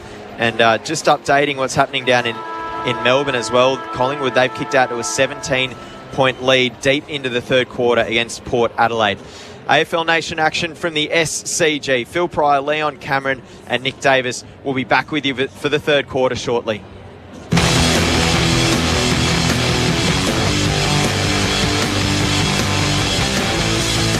listening to the 2022 Premiership season on AFL Nation for Beaumont Tiles. Hybrid flooring in store now. If your business has stock that you just can't move, buymystock.com.au. Make your unwanted stock problems go away. Visit buymystock.com.au today. We buy stock that you can't move. Buymystock.com.au. Kane has a carpentry business. His challenge to renew his public liability insurance for less than his old policy. On your marks, get set. Yeah, I just did it. What? Yeah, I went online to BizCover. Took 5 minutes. I compared a bunch of policies. I saved over $250. So, no dramas? No dramas at all. There are literally no dramas when you go to BizCover, the business insurance specialists. Save time, money, and get instant cover at bizcover.com.au. Campbell Brown here with Andrew Shea, the CEO of Builders Academy. For those already experienced, what can Builders Academy offer? Thanks, Brownie. If you have a number of years' experience in the building and construction industry, we can help you via a process called recognition of prior learning. We gather evidence of your knowledge, skills and experience and help you pathway towards gaining a nationally recognised qualification. Thanks, Andrew. Get in touch with Builders Academy on 1300 Legend. RTO 21583. If you've been injured on the road, at work, or in a public place, how far do you let it go on before you say, enough is enough? It's time to make your stand. Draw your line between right and wrong with Shine. Search Shine Lawyers to book a free consultation and start your claim today. No win, no fee. Conditions apply. From first-time browsing to big-time arousing, Sexyland is all about fun. We have Australia's biggest range of sexy costumes, couples' toys, fun gifts and games for adults. And our team of fun specialists are always here to help in-store and online. Sexyland 11 stores open 7 days until midnight in Melbourne and Geelong, or shop online and get 2-hour delivery. Take me now, I come in. Take me now, take me now,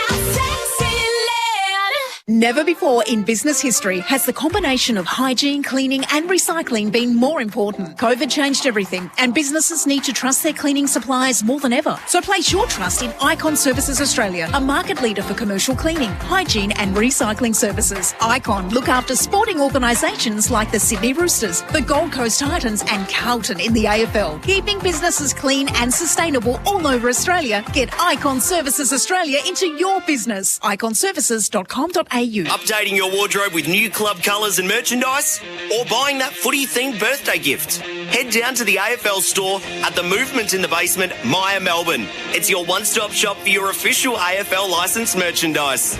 Kick a goal with an authentic hoodie, or rug up with a new original team scarf. There's t-shirts, games, socks, footballs and more. 3 votes for the AFL enthusiast.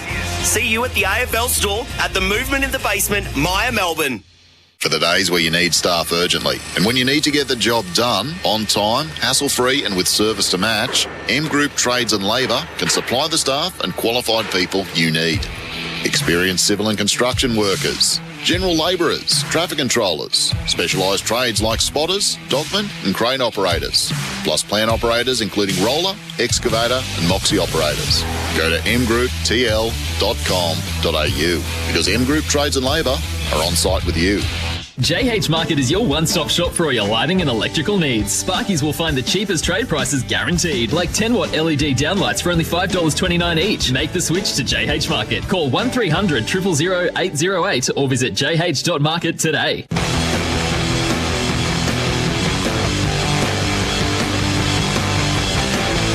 You're listening to the 2022 Premiership season on AFL Nation for Beaumont Tiles. Hybrid flooring in store now.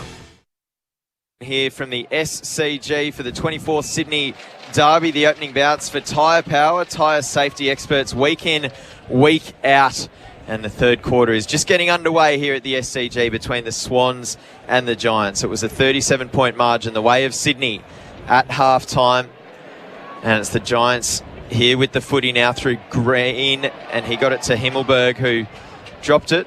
GWS still with possession, though. Kelly now. He will build on a look inside. Big first half Had to pull the trigger to Whitfield, didn't he? Yep. Kelly Just was to throw something at them. leading the way with 18 disposals in that first half. His kick forward lands to Paddy McCartan, who took a really good intercept grab inside defensive 50. Especially with the setup, Leon, and you pointed it out, Himmelberg is resumed his position down in the back half for the Giants. So if you've got Hogan and Brown down there as your key tools, they're generally not your pack markers. You need to be able to kick your way into your forward 50.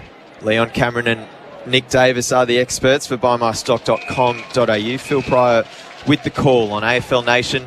Game 3 of round 20. Of course, Collingwood and Port are doing battle right now for around the grounds for Kangan Institute. 1-3 TAFE. It's the Pies by 23 points deep in that third quarter. Chad Warner here at ground level at the SCG. Now Parker and Heaney as they work away through to forward half. Heaney goes to a one-on-one in behind both Taylor and Buddy. Buddy's after it. He keeps his feet well through contact. He's a star. This Taylor did really well. Sam Taylor comes away with it for the Giants. That exit went to a pack involving Green and Mills. And now the Swans have a spare out the back with Rowbottom. He got a pretty nasty bounce, and it's out of bounds in front of the members' pavilion inside forward 50 for the Swans. He's all-Australian. Sam Taylor. Taylor. Yeah, He's in the air and on the ground. People underestimate how good he is on the ground. Him and Harris Andrews, they're Stephen May. There's plenty out there, but it's a position that has become Hickey sought got after. it down for Papley, who's going to run through at the top of the goal square. And it's the kind of goal that really, there's only one or two of them out on the ground that can do that. Tom Papley's one of them, and he kicks the first goal of this second half for the Swans to extend that margin to 43 points. It's going to be interesting, Leon. We spoke in the break at half-time that this second half, it could be the same story as the end of the Giants season. You just don't want it to become a nothing half, and you don't want it to become a nothing last month of footy. And you know what it's like. You in Sydney as even sides that are competing in the finals, you need relevance. You need to be able to show what's going on, and what you just don't want to see is the Giants in the second half of this game and the last 4 games of this season just peter out and have really disappointing performances. That was disappointing. Stoppage, back 50. Papley gets a really good path. I mean, he's a clever player, but that should never, ever happen. Yep. So 6 unanswered goals now for the Swans, dating back to the first quarter. The Giants went goalless in that second term. 10-6-66 to GWS. 3-5-23 on the Victoria Police assistance line scoreboard. Are you surprised, Leon, that Green has played mainly forward today? Do you think there could have been more use through the midfield? Just with the amount of midfielders that the Giants have, it makes it harder because then they're not as confident. They're not as confident forward. But I would use Toby just to get him in the game, put him in the centre bounces. You know, every centre bounce, start him there, run him forward. Do you know what I mean? Just to give him something to look forward to. I mean, clearly they're under the pump at the moment, but just that centre bounce, just to get him in the game. So Haynes clears danger. It's in GWS's defensive 50, and there's going to be a tackle and a ball up.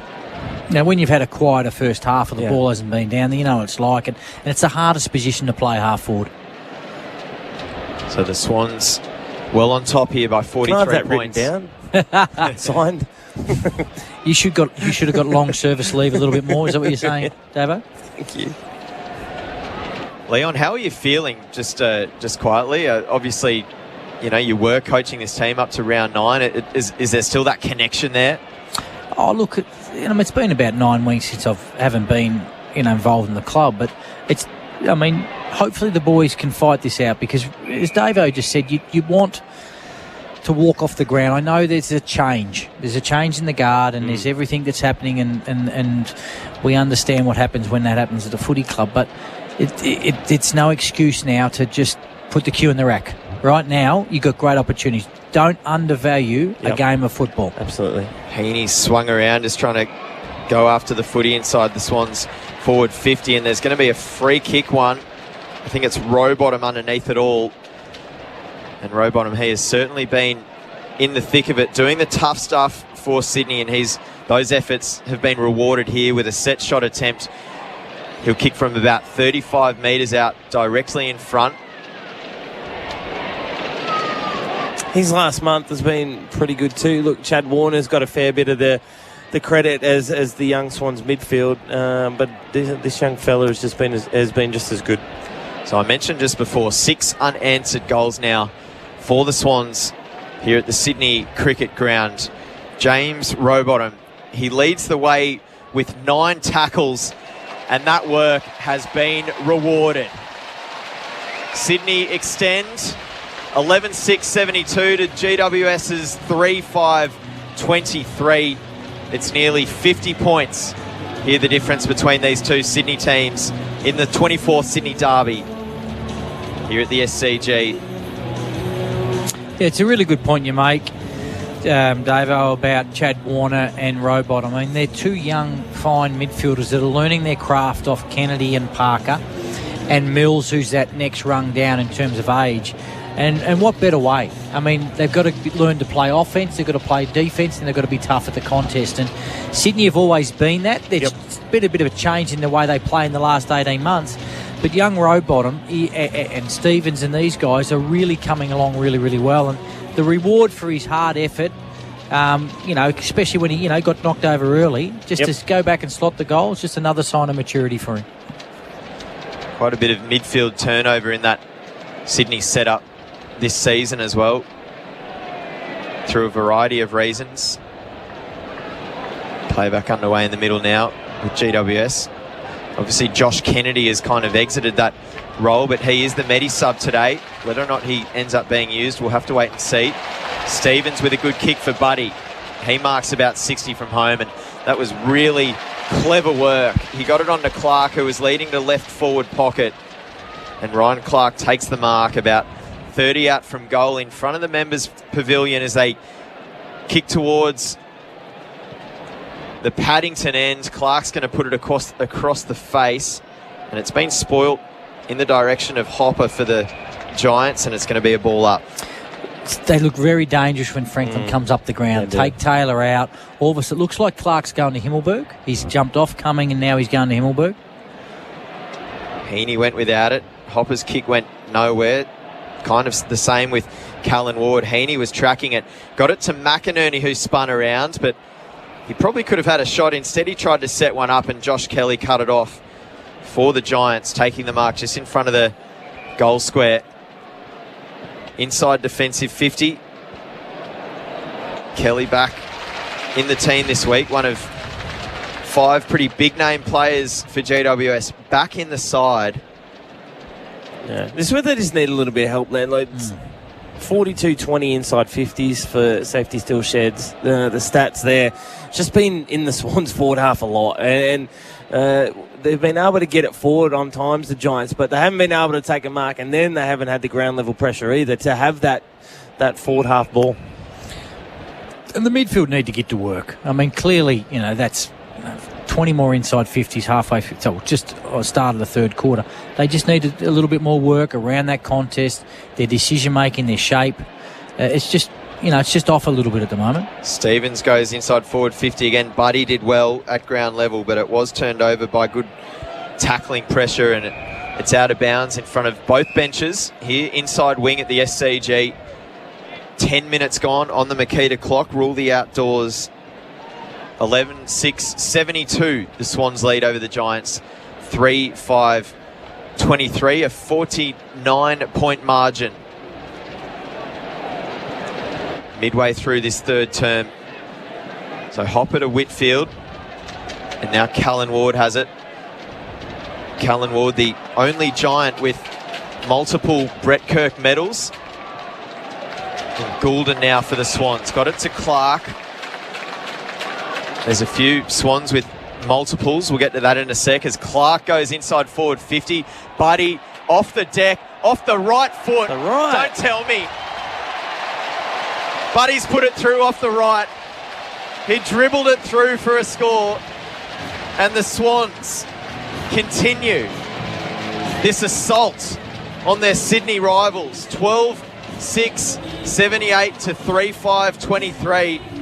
And it's not every day you see Lance Franklin kick goals on his right foot, but we've just seen it right there. No, Leon, you've coached the great man. I'm not sure what percentage of the 1,300 have come off the right. It wouldn't be a hell of a lot. Nah, look, it's unbelievable forward craft. Yeah. I mean, he's had a tough day. Let's be honest. Taylor's had the better of him. He's played a team day. But he's played the team role. He's played a team role by taking Sammy Taylor up the ground, and he got his just reward there. I mean, his forward craft, his use of his body, he then brought the ball to the ground, and then to snap it on his right. I mean, we know what freakish things he can do. But, you know, he is playing a team role to allow Reid to be the key man today. So Luke Parker, he has 4 Brett Kirk medals in previous Sydney derbies. Buddy has 3. Josh Kennedy has 2. His last was back in 2015. Guys, do we have a player of the day so far for Henley Holmes' build with confidence? No, not yet. As Reid sends it inside forward 50 for Sydney. We'll get back to that. Ball hits the ground once again. Still in a dangerous spot for Giants defenders. Warner with a hurried kick to the pocket. It bounced awkwardly for Haynes. Heaney goes after it. Can he snap around off the left? Instead, he handballed it to Rowbottom. And he's just put it across the face for a minor score. So 12-7, 79. Sydney over the Giants, 3-5-23. Maybe another goal or two to Sam Reid. Yep. Gets him in front. That could be a good shout. Rowbottom's certainly running hot for Ream. Steady, hot and strong, you'd say. That's a nice kick out. Ash Good receives deception. it at right half good back. deception. Just not a lot on in terms of options to go quick. Ash just spears one low for Whitfield. Once again, as Leon Cameron alluded to, deception on the build up to it. That kick short for Ward was spoiled, but there was an interference, so he wins the free kick. Still under pressure, though, as they try to go forward and try to use that corridor, the Giants, but Sydney were there to wrap up and more strong defensive work. That time it was I reckon ramping. there was I reckon he... Yeah, there's a bit... Taranto slowed to his feet. I think the umpire was just on the wrong side and couldn't see, but... Who was the tackler? I think it was Mills. Just probably a little bit... Pinned the arms and too Taranto's aggressive. head. Perryman tried to get it to Taranto, and Rowbottom just continues. This young tackling. man is running hot for him. He is...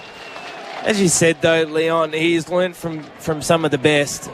He's had Parker, Kennedy in front of him, and sometimes it's not even playing. Look, James Rowbottom's played some twos footy, but it's the competition at training that he's had against Parker. And a good ground ball win as well. That's better. Mills. It's a better tackle from Weir. He didn't give up on the tackle. Under pressure, so Ware wins the free kick for the Giants. Goes short to Cumming. So Rowbottom's now up to 10 tackles. That's the most in this game. We're after a crucial moment for New Farm as well, guys. If you can have a think about that as the Giants go to right half forward. Blakey almost took the pack mark but couldn't. Peatling goes quick, gets it inside that Giants forward 50 now. Fox, good work. The handball was great for Rampy, but he fumbles it out over the boundary line inside that Looking Giants at the replay there, was it Rampy? Yeah, it was Rampy who swung Taranto down. Easy debit replay. Debit replay. That could be a crucial moment. So Reid wins the tap down from the throw in. Mills was swung off it. Play on. Buddy now just tries to slap it forward, and Clark has no one in front of him. He didn't have the juice, though. He turns it around for Heaney, and Heaney back through the corridor. Goulden marks in front of the centre circle. He had all kinds of time and space.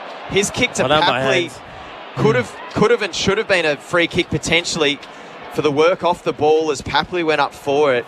It's a great play from Haynes. Yeah, and that tackle there, the last 3 or 4 contested contests from the Giants have been, there's been more intent. Yeah, Kelly was really good. Yep. The Swans' ball movement was outstanding, but that was really good defence there. So the Giants trying to work it away at centre half back. There's just no time for them in the clinches now. The Swans have got the appetite up. Yeah. They don't want to drop away. They're going in for the kill, aren't they? 12-7, 79 over GWS. 3-5-23 on the Victoria Police Assistant Line scoreboard. Use the police assistance line for non-urgent situations. 16 minutes gone here at the SCG on the Makita clock. Blakey goes to Lloyd in front of the ladies' pavilion. Snaps around for forward 50, and Franklin did really well, taking a good mark in front of Taylor this time, who was wearing him like a cheap suit. And Buddy might have the legs here. We'll kick from about 54. Davo, what do you reckon? I'm not sure that club's in the bag anymore for the big boy. I'm not sure that club's there. He probably doesn't want to hear that. He needs to be a little bit... but sometimes, I know he's the modern day great, but he needs to hear this. He needs to move up and play off the yellows. He's no longer off the back mark, but he could just drill this. In his defence, he has been lowering the eyes a lot this season from similar spots on the ground. He comes in now, but he hasn't got all of it. We got one right each. There we go. 4 left for the great man. It's come off part of the side of that left foot. Oh, just part of the side. The swoosh on his boot, that hit. He's kicked one today. That was off the right foot, the right boot. The left one didn't work out from there, and now his opponent, Taylor, takes a really good contested mark. Could he play forward, this kid, Leon? The Giants Taylor, come over. I think he can play anywhere. He just marks the ball so well. So does this guy. So is this guy here. I mean, what a story. It is a great story, isn't it? He came up in the middle of COVID. He was stuck in Melbourne. He got out, and he did 4 or 5 weeks at the Swans Academy out the front with me. He just said, I just want to have a run around and a kick. I'm staying with Tom, and got a bit of training, felt good. Give me your beats. He goes, what's he like? I said, mate, he's number 1 draft pick. He's a star. He's got some talent. Yeah, this guy, he goes good, and he just kept feeling good. And what he was good, he was really good for our young academy kids. Yeah. He's a ripping person. He's a beautiful, he's a great man, and it's just been a good story. The Swans, that's an unbelievable mark from Mills there in front of a couple. So can I claim him Giants as an academy player in my board report? Surely, yeah, absolutely. You can claim that, mate, if you get a bonus. I mean, it's a smart free hit though. Wasn't it was an unbelievably absolute smart free hit because where do you go to get a 6'6" key position player that can play? Was it 4 or 5 years ago, a number 1 draft pick? To the pocket. Heaney tried the hurried handball. It fell to Himmelberg inside that Swans forward 50, and now it exits outer side of the ground near the boundary line as well at the Giants left half back. Goulden now involved in some strong defence. The Swans have just been controlling possession the last few minutes. 12-7-79 over GWS, 3-5-23. An element to the game that has really lifted this season for Sydney, as the experts here, Leon and Nick Davis, have been pointing out. Papley tackling, and now Rowbottom has another ping for goal in this third term. It was hurried out the back of the stoppage, and it's across the face for no score, out of bounds. A couple of bounces and over the ropes as we reach the 19-minute mark on the Makita clock. It's really important. It's a similar position where Papley kicked the goal at the start of the quarter. Arm across. Kennedy looks like he's on Papley. Ward's on Mills. Don't let him goal side. Reid comes away with it. He already has a few goals in this game, and he had a chance to snap around off the left, but he puts it through for a minor score. So 12-8-80 now Sydney over the Giants. 3-5-23, who have not kicked one since the opening term. Yeah, and 3 goals for Reid, 3 goals for the Giants. It's been hard going since the first quarter, but probably for the Swans moving forward, it's going to be... Look, Joel Amati's had a quiet day, 1 disposal. Is that, at the moment, it looks like it's Franklin and Reid. Is it Amati? Is it McLean? Is it McDonald? Waiting in the wings. Is it McDonald for that third tall spot? Interested to hear your take on it. Where do you see McDonald and Amati? I just think McDonald is the pure forward, whereas Amati is the hybrid that has that rucking ability.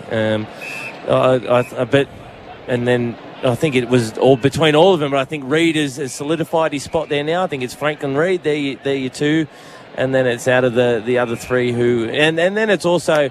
The Swans did it earlier in the year. They played Laddams and Hickey in the same side. Where they go there. So, guys, for buymystock.com.au, the experts, Leon, Cameron and Nick Davis, I don't think I've ever seen the Swans control possession quite like this, to be honest. The amount of uncontested disposals and control for periods in this game have just been out of this world. Yeah, I mean, clearly the game's on their terms. And, what happens is is when you got the game in terms, you can start using the ball a lot better. Yeah. You know, you can start making them run. You tire them out even more. And this is not just for the now. This is for the last quarter when the Giants might be out in their feet trying to play some defence. But it's been through the tackle pressure early. Absolutely. You've got to put the clinches on early.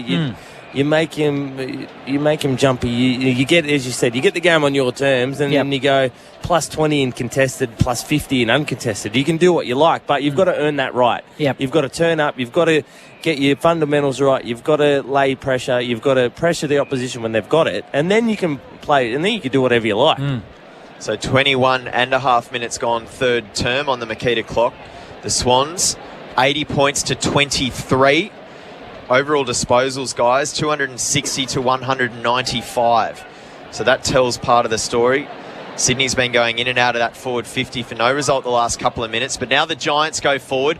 Peatling has it, and Peatling was definitely collected high. There it is. It has to be a free That kick. has to be a free kick. Has to be a free kick. That's astonishing. Wow. And it's on the tackler. This is a big story, to be honest. That's going to be replayed on magazine shows all week, that one.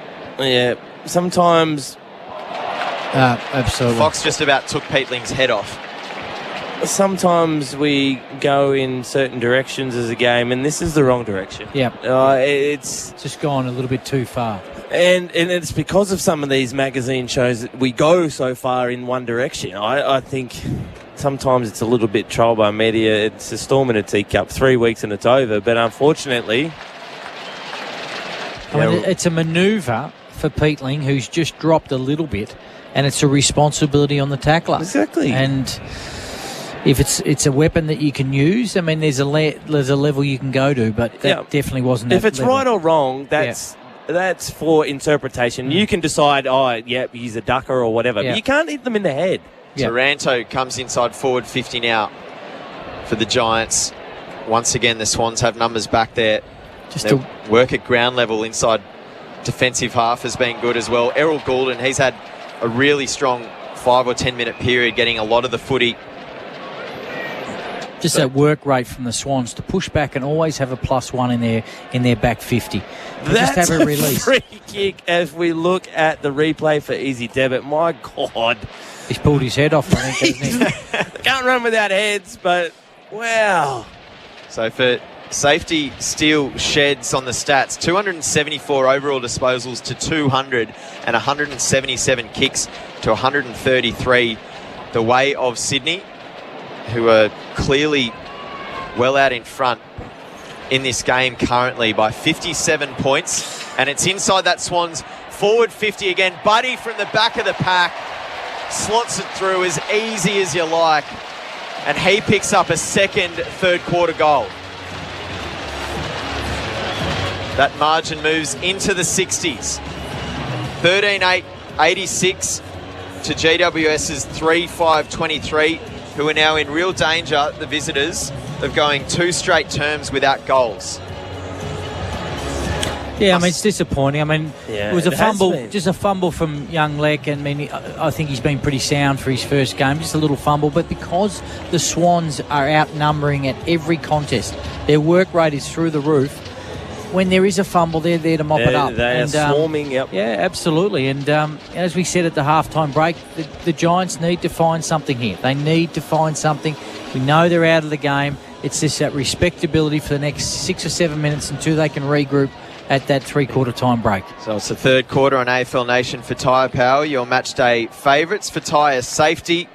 And Macca's grab a cream brulee pie for just $1.50. Just around the grounds, by the way, for Kangan Institute. 1-3 TAFE. Collingwood by 12 points midway through the final term over Port Adelaide at the MCG. Sydney back inside their forward 50. Amati trying to go looking for work. It has been mentioned he has had a reasonably quiet day. Now the ball exits. It's with Giants players just their half of the ground, working it by hand. Now it's with Hopper. Backside of the centre square, moves it forward to Toby Green, who's going to play on quickly from the front half of the centre square, and Green goes for home. Toby Green has his second, and both of them have been bombed from outside 50. And finally, the drought is over. The Giants have a second half goal and their first since the first quarter. 13-8-86 to the Giants, 4-5-29 on the Victoria Police Assistance line scoreboard. Just really good game sense. He realised his opponent had fallen over. He doesn't go minimal back. numbers behind him. Minimal numbers. He goes in. He steadies himself. He takes that extra step. That's just that innate forward craft that you learn over and over and over again. That's why we talk about some of these goals that he kicks. Good response. Good, the Giants need to find another one before the quarter time and before the quarter ends, just to give them a little bit of spirit coming into that break. Yeah, it'd be interesting for Mark McVeigh how he handles three-quarter time in the review. For me, it's been a little bit of system, but it's been just the fundamental stuff, Leon, that we spoke about. Look, a little bit of the tackling, just going one arm and getting broken tackles, and then turning up at the scramble. And again, Warner just been able to walk out. More excellent work. Got it to Papley, but that kick was over the top of a leading Sam Reid, and Haynes was there to chop it off. And now the Giants come away quick, smart, and go straight up the guts to centre half forward. Great catch. Holy moly. Hogan flew high. In the end, are they going to pay the mark, or was there a free kick? I mean, either way, he went hard at it, and it was good work by Jesse Hogan. It's a great run from Himmelberg from the half-back line. It looks like he's a bit sore here. He does look ginger. He marked about 48 metres from home. Plays on quickly now for Himmelberg, who goes to the top of the square. McCartan Paddy did well to spoil. This has been this area. I would love to know ground balls versus against for the Giants in their forward 50. They've been smashed in inside 50 ground balls. Cumming now tries to work it back to the hot spot. It fell for Daniel Lloyd, who spins through one, snaps. His kick was smothered and across the face for no score. Out of bounds. 27, almost 28 minutes gone in this third Blakey term. on the deck. There's a flat-out lizard in the forward pocket, back pocket. Is. It's just whether it's his hip, his back, or something. He's just clutching at that right side on the hip. It's hard to tell with the lizard. It's all the same. It's a head. He's got some blood. Friendly fire. The left eye as well. So he will definitely be assessed. There was pretty strong contact there, and it was accidental from Fox. So just another battle scar potentially. He'll love there. that, the lizard. Johnny, his dad would be telling him to go back on. He's getting a roaring ovation from the home fans here at the SCG. Can't be too much longer before the three-quarter time siren sounds as the ball's thrown back in. Giants forward 50. End of ground level. Florent breaks through one tackle and gets a hurried clearing kick back outside 50, but it's coming back. Your man. Bruce. Braden Bruce with a long bomb. Ooh. Just hits the post. Could be a punter. Could be. It could be over at the Roosters. Bang. What do you reckon? I'll take him over there. He'd make a mess of him too if he got in the line. He smashed a goal through in that first quarter from about 55, and he nearly did what Green has done today, Toby Green, with two bombs from outside 50, but it was a minor score instead. So 13-8. It was a good stoppage from the Giants. They got themselves set up. There was a couple of blocks in there, but then they were set up. They were set up well behind the ball too. A good hit out from Bruce down for Taranto. Now it's with Perryman right on 50. Sends it to that hot spot. McCartan fists it to an open space in that left back pocket region. Kept in for now, and now Lloyd's going to see it out of bounds.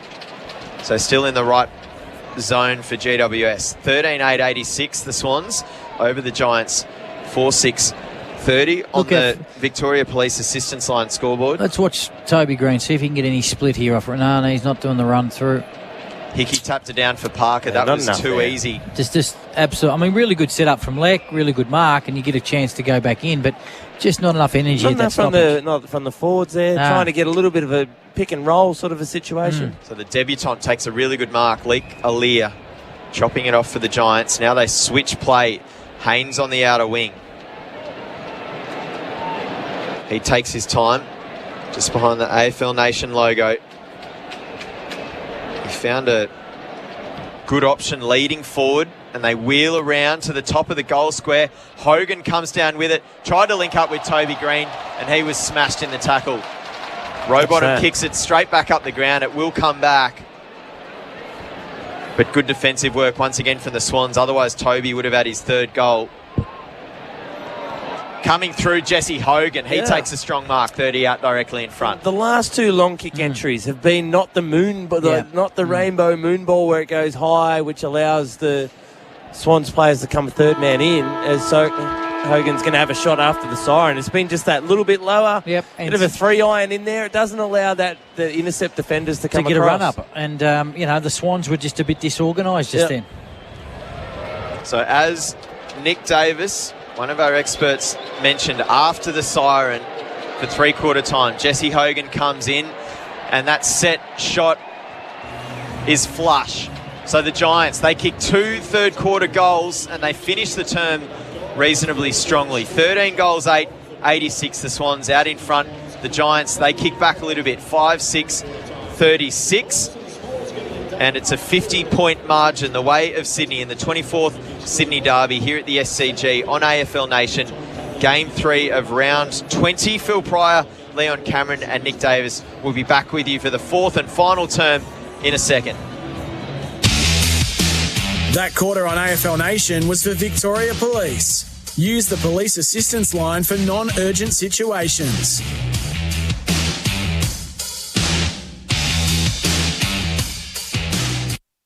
Safety Steel, time to get real. Tim Watson here. Can you remember as a kid painting goals on the side of your dad's shed and shooting for goals day after day? Well, they built them tough back then, just like the sheds from Safety Steel. For prefab steel kit buildings and custom designed sheds that are tough and durable, search Safety Steel. For your dream shed, search Safety Steel. Safety Steel, time to get real. Are you the fan who wishes footy was like it was in the old days? All the biff, the brawn, the head-high tackles, minus the ref's whistle. You are the traditional fan. And when you're at Schnitz, you're ordering the classic schnitzel recipe like original schnitzel and chips. A pan-cooked golden schnitzel with those seasoned crispy chips you can only find at Schnitz. You've got that winning taste now, right? Schnitz. Handcrafted schnitzels, made fresh, made just for you. Schnitz it your way this season.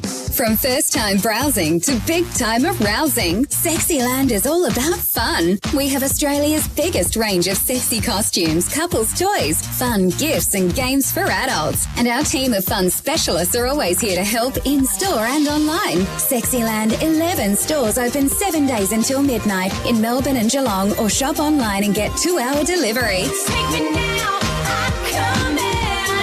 Take me now, Sexyland. Spitwater, built tough and ready in Australia for 40 years with a brand new look and the same rugged reliability. Right now, take advantage of the ATO instant tax write-offs for business. That's instant clean, instant tax write-off, instant job well done. With distribution, sales and service centres located in Brisbane, Sydney, Albury, Melbourne, Adelaide and Perth, and authorised dealers in all major centres throughout Australia. Call 1-800-SPITWATER now or visit spitwater.com.au today. OK, team, we've got the home ground advantage today, so you know what that means. Start them up. Toro is legendary on the world's best grounds, and now you can take charge of your home ground with Toro's 60-volt chainsaw, part of the FlexForce family of power garden tools that share one powerful battery. It starts easily every time and cuts timber up to 50 times on one charge. For your home ground advantage, you can count on Toro. Available online at bunnings.com.au. Just search Toro 60V. Daikin is the world's #1 in air conditioning, and Climate is one of Australia's biggest Daikin dealers. So keep warm this winter, choose an energy-efficient Daikin ducted or high-wall split system and save on your electricity bill. And with Wi-Fi zoning control, you'll have total temperature control for every room. Plus, every Daikin ducted system comes with a free Daikin room air purifier. Get in touch with your local Climate store now. Visit climate.com.au. For the days where you need staff urgently and when you need to get the job done on time, hassle-free and with service to match, M Group Trades and Labour can supply the staff and qualified people you need. Experienced civil and construction workers, general labourers, traffic controllers, specialised trades like spotters, dogmen and crane operators, plus plant operators including roller, excavator and moxie operators. Go to mgrouptl.com.au because M Group Trades and Labour are on site with you. Anytime Fitness is the gym for anybody, anytime, anywhere. They have over 530 locations in Australia, and each one is focused on creating a healthy, happy fitness community. So grab any friend and make healthy happen. Search Anytime Fitness today. Imagine homes so well designed and luxurious, all electric and solar powered, saving up to 70% on energy bills by a builder with $7 billion in backing. Henley, tomorrow's homes today.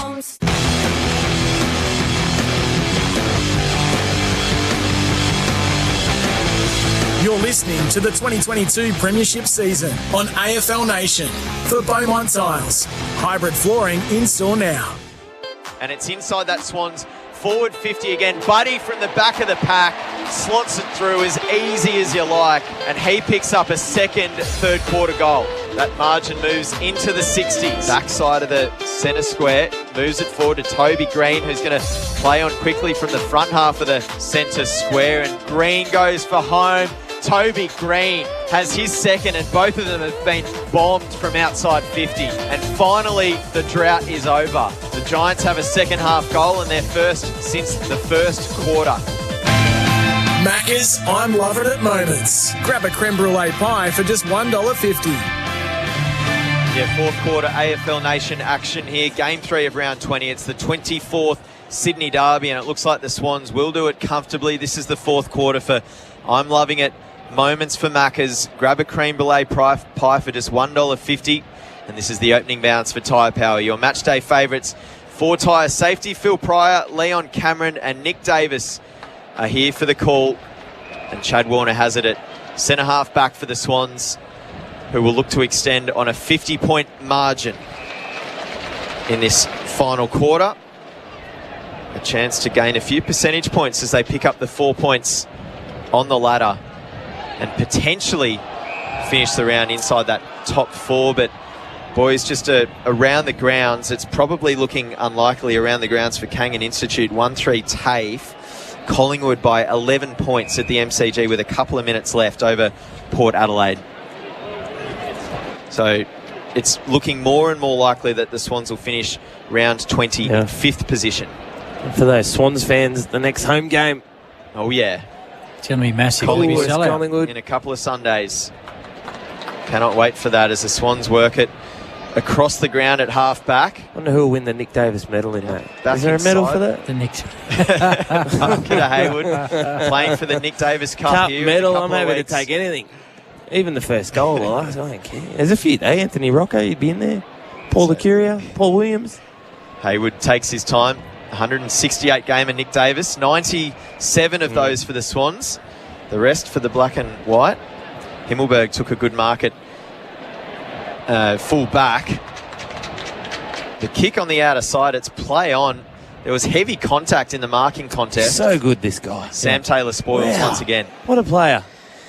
Yeah, what a player. He possibly has to be in a side that's down by 50 points. He's nearly got to be in the votes, doesn't he?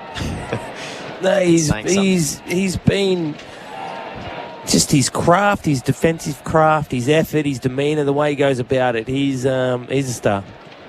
So the Swans have it inside forward 50 now. There's a hurried kick to the top of the goal square. Buddy came in trying to mark. Heaney with a hurried kick is going to go across the face, and no score. It is marked. So the Giants will come away with it. There's a good spoil from Rowbottom. He's been outstanding today. Got it out the back for Tom McCartan. Hayward through hands. Tries to link with Reed. Ball hits the deck again. O'Halloran, good pressure. Florent now after it. And Warner's amongst it. Hopper now goes after it for the Giants at centre half back. And the ball's hotly in pursuit. Finally, there's going to be a ball up. Perryman tackled 12 Parker tackles. at the end of it. 12 tackles, young Rowbottom. Yeah. Certainly a tackler of the day for Toro. Count on it. Count on Toro to get the job done. Parker with a hurried kick at centre half forward. There was definitely a push under there from Papley. Bit of frustration, I think. I think so. But it's not 12 tackles. Yep, absolutely. For Toro, you can count on it. But they're solid. Like they're not just sort of like they hold the play up or they put the player on the ground. They're really effective tackles. So Ware moves it inside forward half for the Giants. Paddy McCartan with a good chop off mark. just outside defensive 50, and then he was pulled to ground, and he's slow to get up. Like basically standing on his fingers there. Like he could man the mark 10 centimetres further back, but Toby's like, no, I'm just going to be annoying. I'm going to be who I am. I'm going to compete. I'm not going to give anyone anything. Nope. So what an experts combination we've got here for AFL Nation today for buymystock.com.au. Nick Davis and Leon Cameron. The difference Swans there with the now. Perryman tackle. Oh, that's the worst handball I've ever seen, Luke Parker. Parker gave it straight up. Peatling now. Giants have numbers around the footy, and Kelly had time. Oh, middle. Had to In go the in the end, he middle. snapped around on the right foot, downfield, spirals around, and now Fox is after it, and he makes sure it exits play in front of that Giants bench. So 4 minutes gone here on the Makita clock. Final term. Is it a big game, Parker? Could he win his 5th? Is it Brett Kirk medal? Brett Kirk. What do you reckon? Some really even performances, isn't there? Yeah, disposals-wise, Parker's leading the way with 28. Goulden has 25. They're the top two on the ground. Josh Kelly's up to 22. Lloyd now coming away from half-back. Spots up Buddy Franklin just behind right half forward. Centers the kick. Papley got jammed between two of them. Good call. Out the back. Now Florent has a chance. He straightens and misses to the left. Minus score. So the Swans 13-9-87 to the Giants 5-6-36. Part of the game he's really developed, Florent. He's gone to the half-back line in the last 7 or 8 weeks. Yep. We've seen him here 4 or 5 weeks ago kick a cracking goal. I mean, to have a running back to do that, just is a great weapon. Yeah. And look, you've only got to win 3 or 4 contested balls in your back half a game. If you can break even or do that and then give run and carry off the back half, it's a position that's it's one of those real niche, in vogue positions in the AFL at the moment. So there's going to be a throw in from the boundary at the Swans' right half forward as they kick towards the Randwick end in this final term. Leading the way here by 51 points in the Sydney Derby. Mills's kick out of the stoppage was smothered. It bounces back for Parker. That's a good handball inside, but it's been chopped off. O'Halloran now has it going forward for the Giants. Tom McCartan trying to track it. So is Toby Green. They both lose their footing. Now Jake Lloyd with a little handball, got the 1-2. And the Swans, there are more red jerseys around the ball than charcoal ones. Jake Lloyd with a handball right out the back. Paddy McCartan playing quarterback. Switches play with McInerney. Jake Lloyd's running was good there. He got the handball, and now he spots up a leading Ryan Clark at left half back for the Swans on the outer side of the ground here at the SCG. 13-9-87 to 5-6-36 on the Icon Services scoreboard. Solutions that matter. Ball's on the outer wing. Final part of the ground that still has some sunshine here at the SCG. Perfect footy conditions for the record. Peatling now just outside forward 50 for the Giants. Brown couldn't quite scoop it in, and it exits play inside that Giants forward 50. Probably just the last 5 or 6 minutes before the end of the third and the first 5 minutes of this quarter. It's an even battle. It's scrappy. It's not great footy. You know, and you asked me at half-time what would Mark McVeigh say to his team. They still haven't nailed their tackles, but they're still having a crack here. You know, if they can finish off the game and just in a manner, you know, that they're going to, you know, hold their head up in some parts of the game, then that's all you can ask. Taylor again. Kicks downfield for Buddy, and it's been a frustrating old day for Lance, who's had Sam Taylor on his hammer. Oh, he's got the tremendous entire time. respect for this young man in talking to Franklin. And Leon knows whenever you get a pre-season or an injury, he's either had Phil Davis or this young kid Taylor, and he's got tremendous respect for how he goes about it. Toby Green wins a free at centre half forward for the Giants, and he'll have a set shot from about 53 metres. We saw him kick this exact opportunity just about in the first quarter. Toby Green, he has 2 of the Giants' left post as your target. 5 goals here today. He comes in now, kicks from the front of the centre square, Toby Green, and he's missed this one left through for a minor score. So the Giants push out to 5-7-37. back to a 50-point margin with the Swans out at 13-9, 87. 8.5 minutes gone on the Makita clock. So the Giants, they have lifted slightly. It run was by Fox then. Look, I just think their system, Leon, is over. The Swans system is overrided. Sorry. Yep. Got that one? the Giants here. It's just been, they've just done the same thing for long enough. Yep. So it was a 50-point margin at three-quarter time. 9 minutes later, it's still 50 points. Okay. And the key to a system, as you know, turned over. Sorry, Leon. Green now with looking for the 1-2 from O'Halloran. O'Halloran takes a snap for goal instead, and he misses to the left. The key to a system, Nick, is to do it for longer. Yeah. The key words, as you just said. You got to trust it, and you got to be able to execute it for longer. And they, regardless of how the scoreboard's going, and the Swans have done that better. The 9.5 minutes gone. Final term. Leon, how much will this final 10 minutes matter in terms of the coach's speech that you would give to a beaten Giants team? Depends. You always want effort and intensity. You always want that over and over and over again. And so when that doesn't come, that's when you become disappointed. You can get beaten and you can accept being beaten by a side that's in really good form. And the Swans are in good form. Let's be honest, they are in really good form. They're a top 4 side. They're going really well. But what you can't accept is if there's defensive or missed tackles or areas of the game that need to be a bit better. And that's the thing that they've got to make sure that they've got spot on. Oh, Blakey speared one to Heaney, who ended up with a Giants player underneath him. It could be Whitfield, and there was a bit of a nasty collision there at the end. And luckily, Heaney's straight back to his feet. There's a downfield free kick involved, but Whitfield was smacked by the knee of Heaney in the process. Has that been the rule of the week? Apart from you can smack people around the head when you're trying to tackle them. The downfield has We've been had a little 4 or bit, 5, haven't we? Yeah, we have, absolutely. So Isaac Heaney, he'll take this set shot from about 40 out. He's kicked 2-2 in this ball game so far.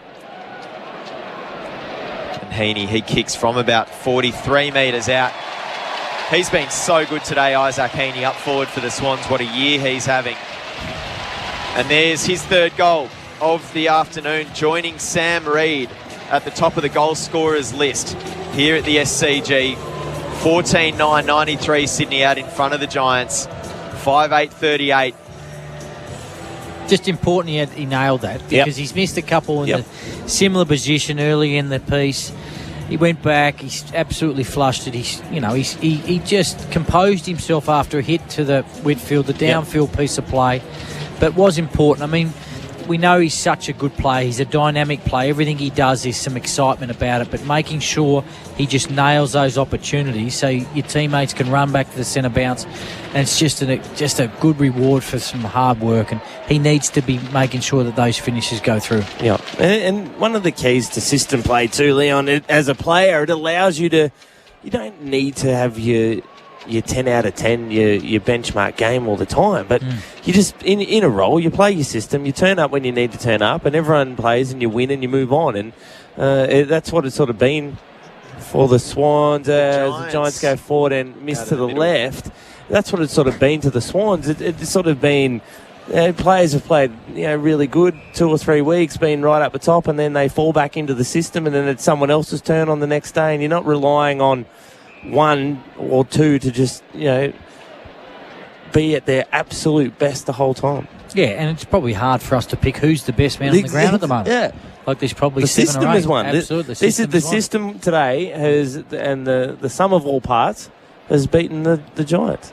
Yeah, the Swans are moving it around. It's going to be a tough call, the player of the day for Good Henley luck with Holmes, that, Leon. and build with confidence. Of course, there's a short ball. As we mentioned, as far as the Brett Kirk medal is concerned, Luke Parker already has 4 of them. And so if that's under 13s, that makes him ineligible. If you've won, he's up to 32 if you've won the touches Macca's here. Creme Brulee Award 4 times, you can't win it anymore. You can't. Buddy has 3 Kirk medals. JPK, Josh Kennedy, he has 2 of them. Callan Ward, he's the only one with multiple Brett Kirk medals for the Giants. There he is, kicking it towards that GWS 50, and Blakey was underneath it. Good to see him back on the ground. He did cop a bit of a knock in that third term. Friendly fire from Robbie Fox. So he's obviously all good, which is good to see. 13 and a half minutes gone on the Makita clock, final term, as the Swans just continue to rack up kicks here. It's been an impressive performance from them in terms of the control. 226 kicks to 170 for the Giants as far as safety steel sheds stats go. Thrown back in now. Ward got it. He won Tom Hickey's tap down and he was tackled. Our experts, Leon Cameron and Nick Davis for buymystock.com.au. Sting obviously out of the game. This is going to be Sydney's 4th win on the trot since that somewhat unexpected loss to Essendon back in round 16. For the Giants, it's going to be their 4th loss on the trot. Ball in the middle of the ground. It's with Whitfield. Good to see him back to his feet. Handballed it out the back to Haynes, who has to hurry one onto the boot. Reed, there was strong contact on him. The free kick was paid and they won't be allowed to play on Sydney. So a free in the marking contest to Sam Reed. If we quickly go around the grounds, Kangan Institute 1-3 TAFE. Kangan Institute 1-3 TAFE. The Pies have got it done by 6 points. Wow. Again. 6 points again. Collingwood Army will be off its head. That's 10 in a row, isn't it? 10 in a row. A young side. It happens down there at Collingwood. You get on a bit of a run. 2 weeks' time, this crowd has to be selling. It has to be. Yeah. We've got 31,900 here today. I mean, they're always healthy when Collingwood play here. What's the capacity here, Nick? I reckon it's just under 50. Yep. Which is unbelievably good for football in New South Wales. Yep. You know, Collingwood will travel. There'll be Collingwood supporters here.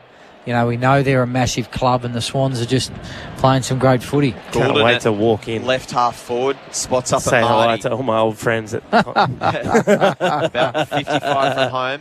Amadi goes to Buddy, who's going to win himself a free kick in the marking contest. Not fair. Just let him play. Lowering the stripes of Sam Taylor, who's been all over Buddy here today. Franklin, he kicked 2 third-quarter goals, and it probably wouldn't represent the job that Taylor's done if Franklin finishes the game with 3 goals.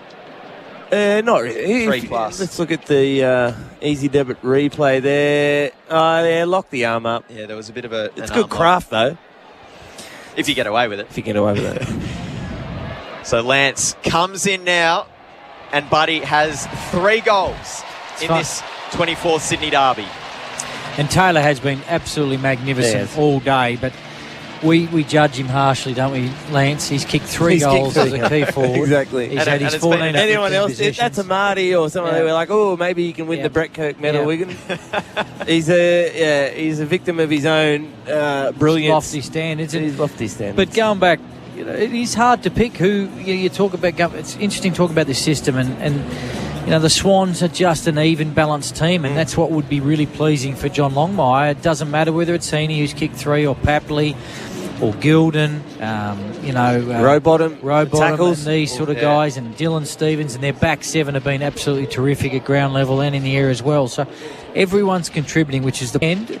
Going into the last 3 weeks with such a good, healthy list, it puts him in a really good position. Yeah, well, you got Kennedy as a medi-sub. You got McDonald playing in the VFL after this. So Laddams, he might be back next week from his thumb injury. Colin O'Riordan to be confirmed, but that's pretty much it as far as the injury list is concerned for the Swans. And really, there's only a couple of awards we can hand out with certainty at this point, Davo, and that's Hanger of the Day for hangmytv.com.au. That was Heaney in the first quarter. Tackler of the Day for Toro, count on it, definitely has to be Rowbottom, you'd think, as the Swans go inside forward 50 again, and it's bouncing out of bounds next to the point post. But apart from that, I mean, Player of the Day for Henley Holmes, build with confidence. Leon, what are your instincts telling you? Oh, look, Heaney, 3 goals as a forward, 17 possessions. It's a good return. He set the scene early with his first 2. I'd have to say himself, Gilden. I've loved Gilden's game. Gilden's been running hot for Ream, definitely. Yep, I think Gilden's probably there. I mean, Parker, are we trying not for Parker to win the medal They again? played on again from a high shot, and there perhaps was a ducking motion, but still, Stevens nearly had his head ripped It's off under as well. 13s. He's won it too many times. He's won the Maccas Award too many times. He's had 32 possessions, about 16 of them contested. So he's actually done everything that you want him to do. What are the judges looking for, I wonder? Who is it? Papley marks inside forward 50. Well, you're one of them, for Nick. the You know? 40 out. Are you? Sam Taylor. No, I am not. Didn't give me that responsibility. I'm an idiot. Well, Sam Taylor would be close because he's my favourite. I'm going to go out the back and find the GWS merchandise standard by badge of Sam him. Reid? Yeah, well, he's 3 probably goals. a goal off. Had a couple of snaps. Yeah, if he had a 4 kick or 4 or 5. 5, he would be the one. So Papley shoots for home. It's across the face, and Marty arrives to the party and marks in the pocket. It's been a quiet day. He actually works it to Stevens, trying to open up the angle, and it went over the top. So Marty could have gone back and had a snap from deep in that right forward pocket for the Swans. Kelly ran out of room. A hurried kick is going to get chopped off. There's Parker taking an intercept grab, just building his case for a 5th Brett Kirk medal. There's disposal number 33 as he bangs it back inside forward 50. That's such a good mark from Sam Taylor. Building his case. Taylor literally building his case in a side. We're going to have kick down to kick by these 50 two for the points. last 5 minutes. 60, sorry. He is. It's Don't you dare unbelievable. catch this, Luke. There we go. McCartan spoils in front of all the commentary boxes here at the SCG down at ground level, near that the Paul Kelly Swans race bench. The Paul Kelly race. What's Parker on 35? 33. If he gets to 35, he probably has to win game it. over. Davo, There's 34. doesn't he? And that's marking him harshly. That's Gilden's on 30. Who's had the better game? Gilden or Parker? Gilden. Okay. Parker just Kick had the goal. disposal number 30. Who's had the better 34 game, for the Reid record. or Heaney? Reid. Yeah, Reid's been Well, let's be honest, boys. We're clutching here, aren't we? We're giving padding. Hickey a chop out in the ruck as well, I suppose. Been leading up the ground. We're waffling. We need this last 5 minutes to be sponsored by some sort of waffle company.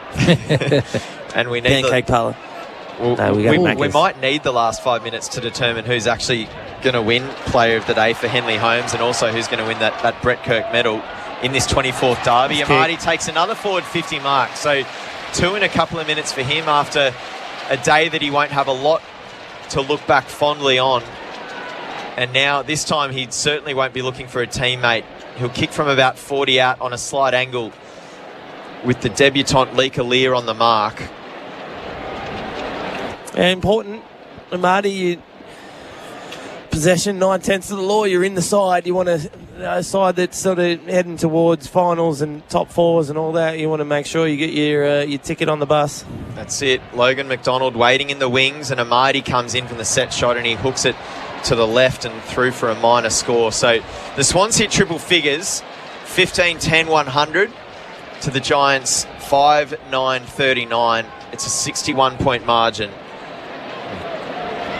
coming with the kick out for GWS. Finds Taranto. Himmelberg's juggled. He got it again. Got a nice bounce. Got it to Tom Green. Now Himmelberg has it again, and Parker's laying tackles now. He can just feel this 5th Brett Kirk medal, can't he? He can, can't he? He's at 33, isn't he? 34 disposals. He has 15 kicks, 19 handballs, 4 marks, 6 tackles. It's been a big day. And what is that contested? We'll get there. As the Giants go inside forward 50, and now it trickles out of bounds, so it'll be thrown back in. Just trying to find that. We'll have to get back to you on that one. I'm sorry, Leon. My iPad's not working. Play back underway. Stevens goes after it. The Swans well and truly in command here, but a chance at goal. It's been smothered, and that tackling pressure and the ferocity just has not left at any stage today. Perryman unable to get that kick towards goal. And given the scoreline, you could, row bottom, you could forgive him one less pressure act, but his still intent going. was absolutely fantastic. It's a good call you make. He's up to 13 tackles, James Rowbottom. Tough work in the middle. That's with a goal. It's a season's worth. Perryman once again kicks forward. Another tackle from Goulden. Yeah. And it's everywhere, isn't it? They're the things. If you John Longmire, you're looking at a big win where you hone down on this last 5 minutes. Go, look, boy, this is really good stuff. We set the game up. We tackled well. We put pressure on. We weathered the storm. We were able to play our game through the middle, but we didn't give up on our values and our principles. We kept tackling the whole way through. McInerney runs and takes 3 bounces, but his kick was met by Lockie Ash for the Giants at centre-half back. He goes short by foot to Taranto. A quick play on to Cumming, who sends a wobbler inside forward 50. Hogan did well to track it. It hits the deck, though. Toby Green, he's smashed by Dylan Stevens. Hogan comes again. Got it to Hopper out the back. Now Perryman. Got it back to Hopper, who lost his footing. And now Mills has it. Stevens and the Swans are away. They've been really good at ground level in their back 50. They've always had that +1. Their wingers work back really hard. The composure of the two McCartan boys and Rampy and Fox and Blakey and the whole back 7 has been absolutely first class. That'd be the big stat. Defensive 50 ground balls for the Swans versus forward 50 for the Giants. They've owned the ground balls in the 50 there, the Swans. But the Giants next week, they get the Bombers. Big game there, given the fact of where they both sit. And the Swans travel to Melbourne next Sunday and take on the Kangaroos. So the Swans have it at half-back. That's a good tackle on Rampy. Tackle, big fella. He's done holding the ball.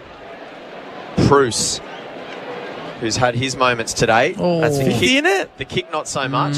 Thought it was 50. And now once again the Swans have it at half-back. Parker will get his 35th out here. He's going to get it. Oh, Look no, this way. He's manned up. Kelly's come off the bench. Mills goes to Amati. He Parker didn't was see waiting him. for it. I bet he's kicked it to Goulden. And Goulden takes a really strong mark as well in front of Whitfield. Got it to Blakey, who moves in from 50. Blakey goes for home. And he gets the crowd involved on the outer side as well. He had to, because there was no one there to celebrate with. He was all by himself.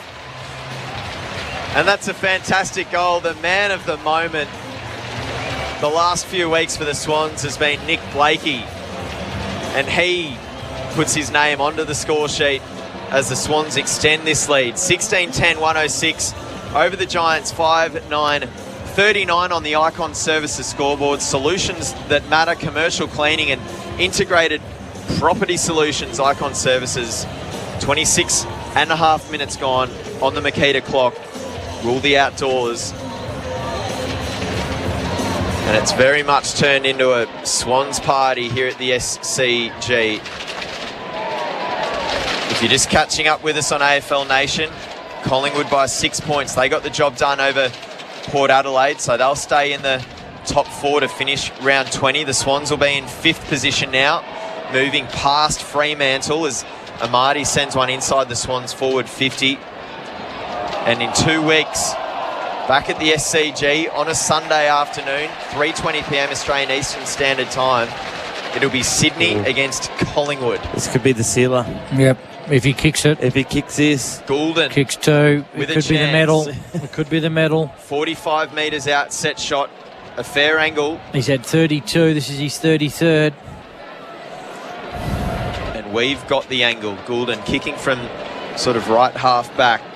He'll kick from about 47 metres out. It's been a big afternoon for Errol Goulden. He just has continued to work his way into this game.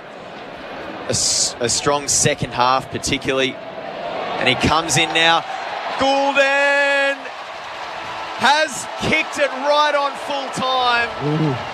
I cannot wait to find out who's going to win this Brett Kirk medal. There's a few contenders. no doubt. 17 goals, 10, 112. The Swans with a big win over the Giants, 5-9-39, and it's party time here at the SCG for the 24th Sydney Derby. Shake down the thunder from the sky, whether the odds be great or small. Swans will go in and win overall, while our loyal Swans are marching onwards to victory.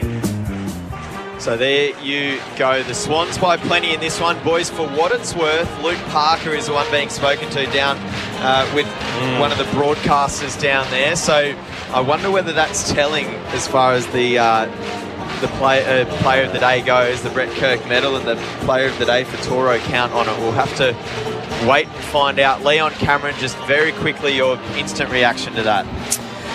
Oh, look, firstly to the Swans, I mean, it just reaffirms their last month of footy, and they would have been disappointed a month ago with the Essendon loss, but they have put the foot down and they are playing outstanding defensive footy, and their team defence, not just their back seven, their entire 18 on the ground and 4 that sits on the bench at the moment is first class. And we talked about Melbourne last night, who were very, very good team defence. This team here is either equal or in front of Melbourne in terms of that. Everyone's buying in.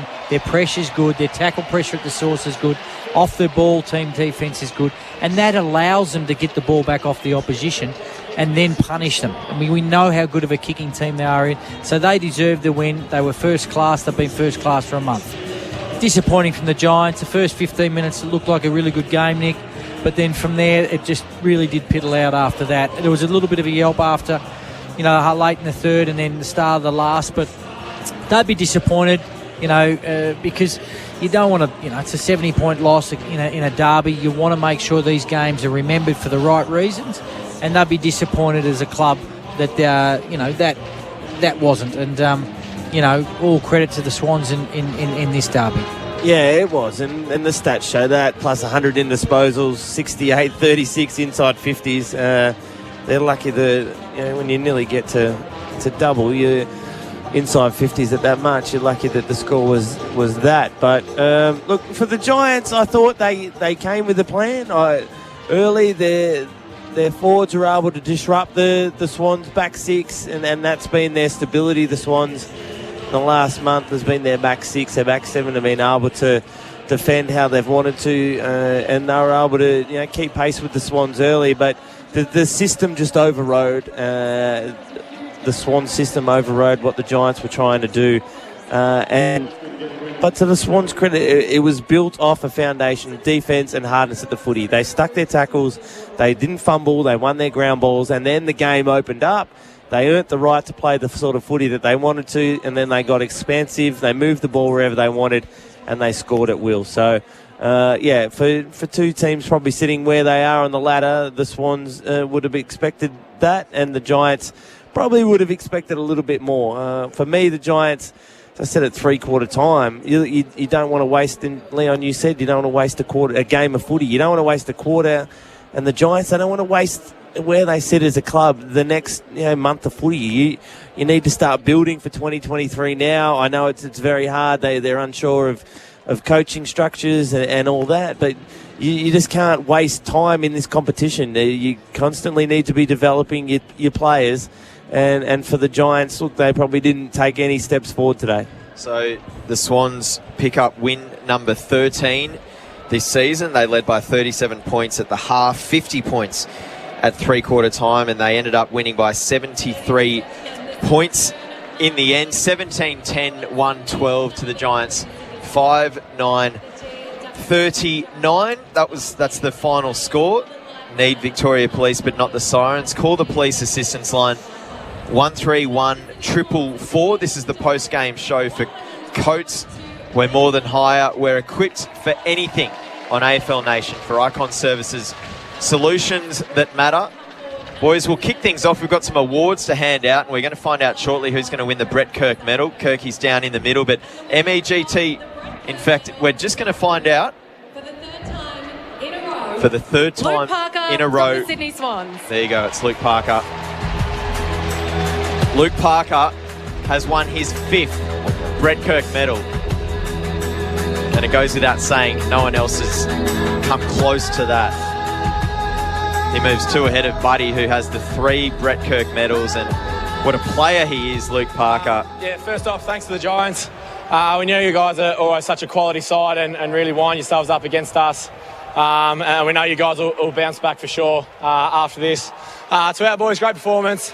Just keep on going, and thanks for all the Swans fans coming out today. It's such an incredible day of the footy, so thank you. Yeah, Luke Parker there, game 254 for him was another standout performance. 34 touches, 6 tackles. Didn't hit the scoreboard today, but did so much tough stuff in the middle. Luke Parker winning his 5th Brett Kirk medal. The Swans big winners today. MEGT Rookie of the Day, your local apprentice experts, Nick Davis.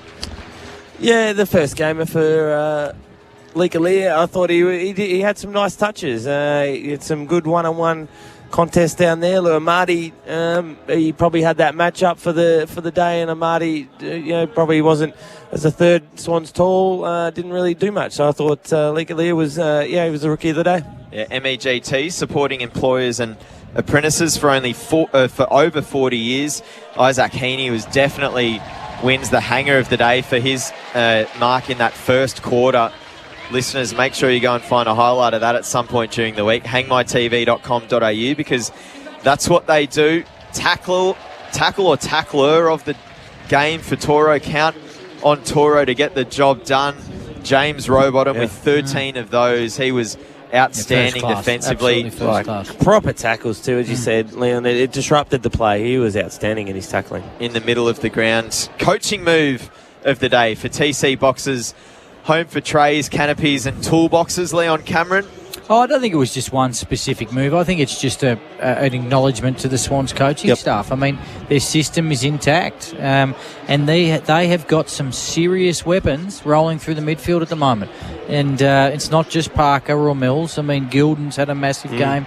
Rowbottom's had a good game. Stevens has had a good game. And so they've got some really serious, talented players that are rolling through the midfield and centre forward. And so, that rebuild, that small rebuild of 2 years where they sort of bottomed out a little bit has come around really, really quickly, and credit must go to the footy club for putting this club in the position they are at, because they are a serious threat. And goal of the game for Host Plus and an industry super fund for all Australians. You're a goal-scoring expert, Nick Davis. It's probably the goal. I can't remember who kicked it, but it was the Robbie Fox ground ball and the Swans ball movement through the middle. And we spoke about it. It was probably one of those clips where you show your new first-year players, this is how we want to move the ball. But it did start from an exceptional ground ball from Robbie Fox. So that was the goal of the day. Yeah, or perhaps Buddy on his right. Well, that's just... Again, we judge. He's won enough stuff. Luke Parker's won enough stuff. And Franklin has won enough stuff. I'll tell him that he was second. And he'll be happy with that. And we're getting creative now. Unmissable moments for Drinkwise. Choose to Drinkwise. You won't miss a moment if you Drinkwise. Was there one? The unmissable moment for me, for the Swans fans out there, is in 2 weeks. Do not miss the Swans Collingwood game here in 2 weeks. If all goes to script, that's going to be an absolute blockbuster for top 4. Okay, we'll do our player votes. We'll start with 3, then go 2 and 1. We'll throw it to both of you guys for AFL Nation's Player of the Year. Thanks to Henley Homes. Henley completed homes now selling in Mickleham and Tarneet. Henley.com.au. Leon Cameron, we'll start with you. Errol Goulden. Goulden, 3. Ooh. 3 votes. 2. Yep. Luke Parker. Yep. 1 Sam Taylor. Yes. Is that the same? Same. Exactly same the same. set. A very unlucky James Rowbottom. Very unlucky. Unlucky James Rowbottom.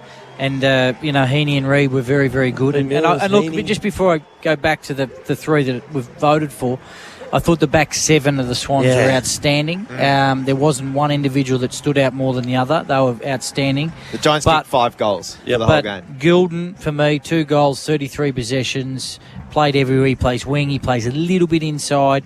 They're just handling really well. He plays high half forward. Parker speaks for itself.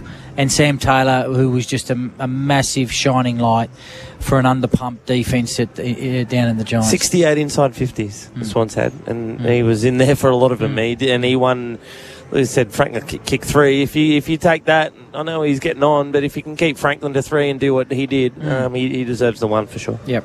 So a quick ladder update for 40 Winks. Any size mattress is the price of a single at 40 Winks. 40 Winks, serious about sleep. Geelong at the top, of course. The D's in second. Collingwood, they move up to third for the time being. The Swans move up to fourth for the time being, pending Brisbane's match with Richmond tomorrow, of course. So Collingwood, they will undoubtedly finish inside the top 4 by the end of round 20. The Swans are relying on the Tigers to beat the Lions as to whether or not Sydney stay inside the top 4. Brisbane 5 at the moment. Freo, after that loss on Friday night to the D's, they will drop positions. They're currently in 6th. And that's probably where they're going to stay by the end of round 20.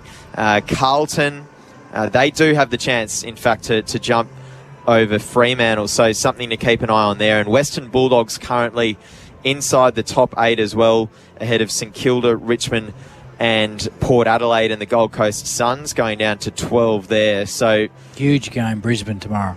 Massive game for both sides, of course, as Leon Cameron rightly points out. This Swans game is brought to you by Bingley, Australian family-owned for over 65 years. The post-game show for Coates. We're more than higher. We're equipped for anything. Boys, a couple more minutes left on the post-game show here for AFL Nation. Luke Parker, of course, wins his 5th Brett Kirk medal. He was outstanding today. Nick Davis, and we'll go to Leon afterwards, but back to the drawing board, I suppose, now for the Giants, who have now lost 4 in a row, or is it, what is the messaging now? How does it change? Yeah, we've spoken about it during the during the game, and it's interesting given the landscape of what sits there in regards to coaching and where it goes. Like how much Mark McVeigh, Dean Solomon, Eamon Buchanan and the like, are we getting our side ready for 2023? Are we preparing the next 4 weeks for then someone else to come in and take us in another direction? It's a real interesting one there for the Giants. And if I'm the Giants board and executive, I want an answer quickly because, and Leon, you know what it's like here in Sydney. You need to be relevant, and you can't have these. Look, in a derby, it can get washed over because the other team won, but if they get knocked over by Essendon next week, you just can't. You need to be relevant, and this side needs to. They need to get their 2023 preparation started now. They're a young side. There's plenty of development to come, but you just don't. There's no time to waste in this competition. You need to be on edge. You need to be constantly improving, constantly evolving, and that's probably the message for Mark McVeigh. And he can just coach what's in front of him. He can't control what's going to happen to him. He'll just coach this next 4 weeks and go, listen, we've got to get this right. Let's set some goals. Let's set some standards that we need to adhere to that are going to help us for the next 4 weeks.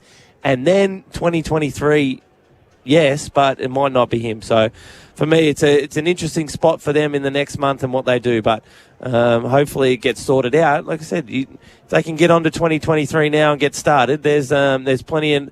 there's enough talent in this side to bounce back quickly. Leon, what would be your post-match address to the group right now in the change rooms? Well, it would be a really tough one. It would be a really hard one because they would have got themselves ready for this game. And in the end, after 15 minutes, they were blown away. Yeah. And we all know the circumstances, as Nick just said. And so that's a hard message to deliver. But all he can deal with is what's in front of him. And sometimes coaching's very hard because when you especially go through these moments, the club's been up for a long time, for a number of years. We've played finals. It's been not a great year. There's been, the speculation of who's going to coach. I mean, the big decision they have to make is work out, who's coaching this team and in the next month. Whether that's the first week after the season finishes in terms of the home and away, they have to work out, go through the process, which they are. They've started all their interview processes. Mark will be a part of that, and the other assistant coaches, and clearly the unknown of what Clarko wants to do. Go through the process, make your appointment, and away you go again. We've seen Sydney here rebuild in 2 years. They missed finals in 19, they missed finals in 20, they were back in 21, and every chance to finish in the top 3 or 4 here right now and be a premiership threat. It can turn around really quickly, but they have to make really good key decisions. In the short term, as David just said, it might play another first game. I love that he played Leclerc today. I loved it. And if there's another first gamer next week, and if that You works, got to know what your list is. and if that works in his favour, and he gets to secures the job, fantastic. If it doesn't, it is what it is. That's what happens. That's what the people that are making the decision on the coaches have to make sure that they take into account. But love that he played Lec. You know, if there's another young first game, Cam Fleeton's really just about to play. He's been pushing, knocking on the door, and to find out where some of these kids at. So it helps you make your decision to fast track that back into finals in 2024, 25, whenever that may be. Leon, Nick, a huge thank you for your help, both of Always you today. a pleasure.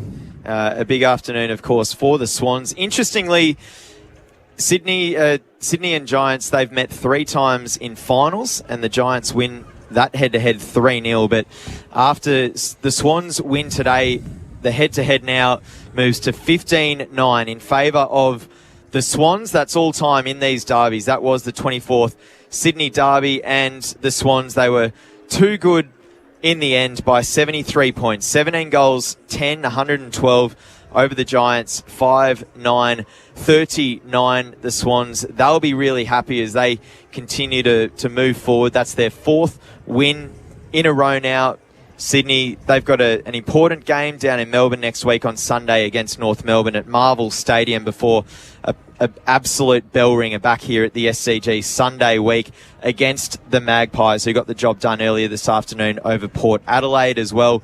So both of those sides finding form at the right time of the year. There's no doubt about that. St Kilda and Hawthorn, that match is now underway from Marvel Stadium, and that is us done and dusted here at the SCG. On behalf of Leon Cameron, Nick Davis and myself, Phil Pryor, thank you all very much for tuning in to AFL Nation from the SCG. The Swans just too good in the end in the 24th derby, winning by 73 points.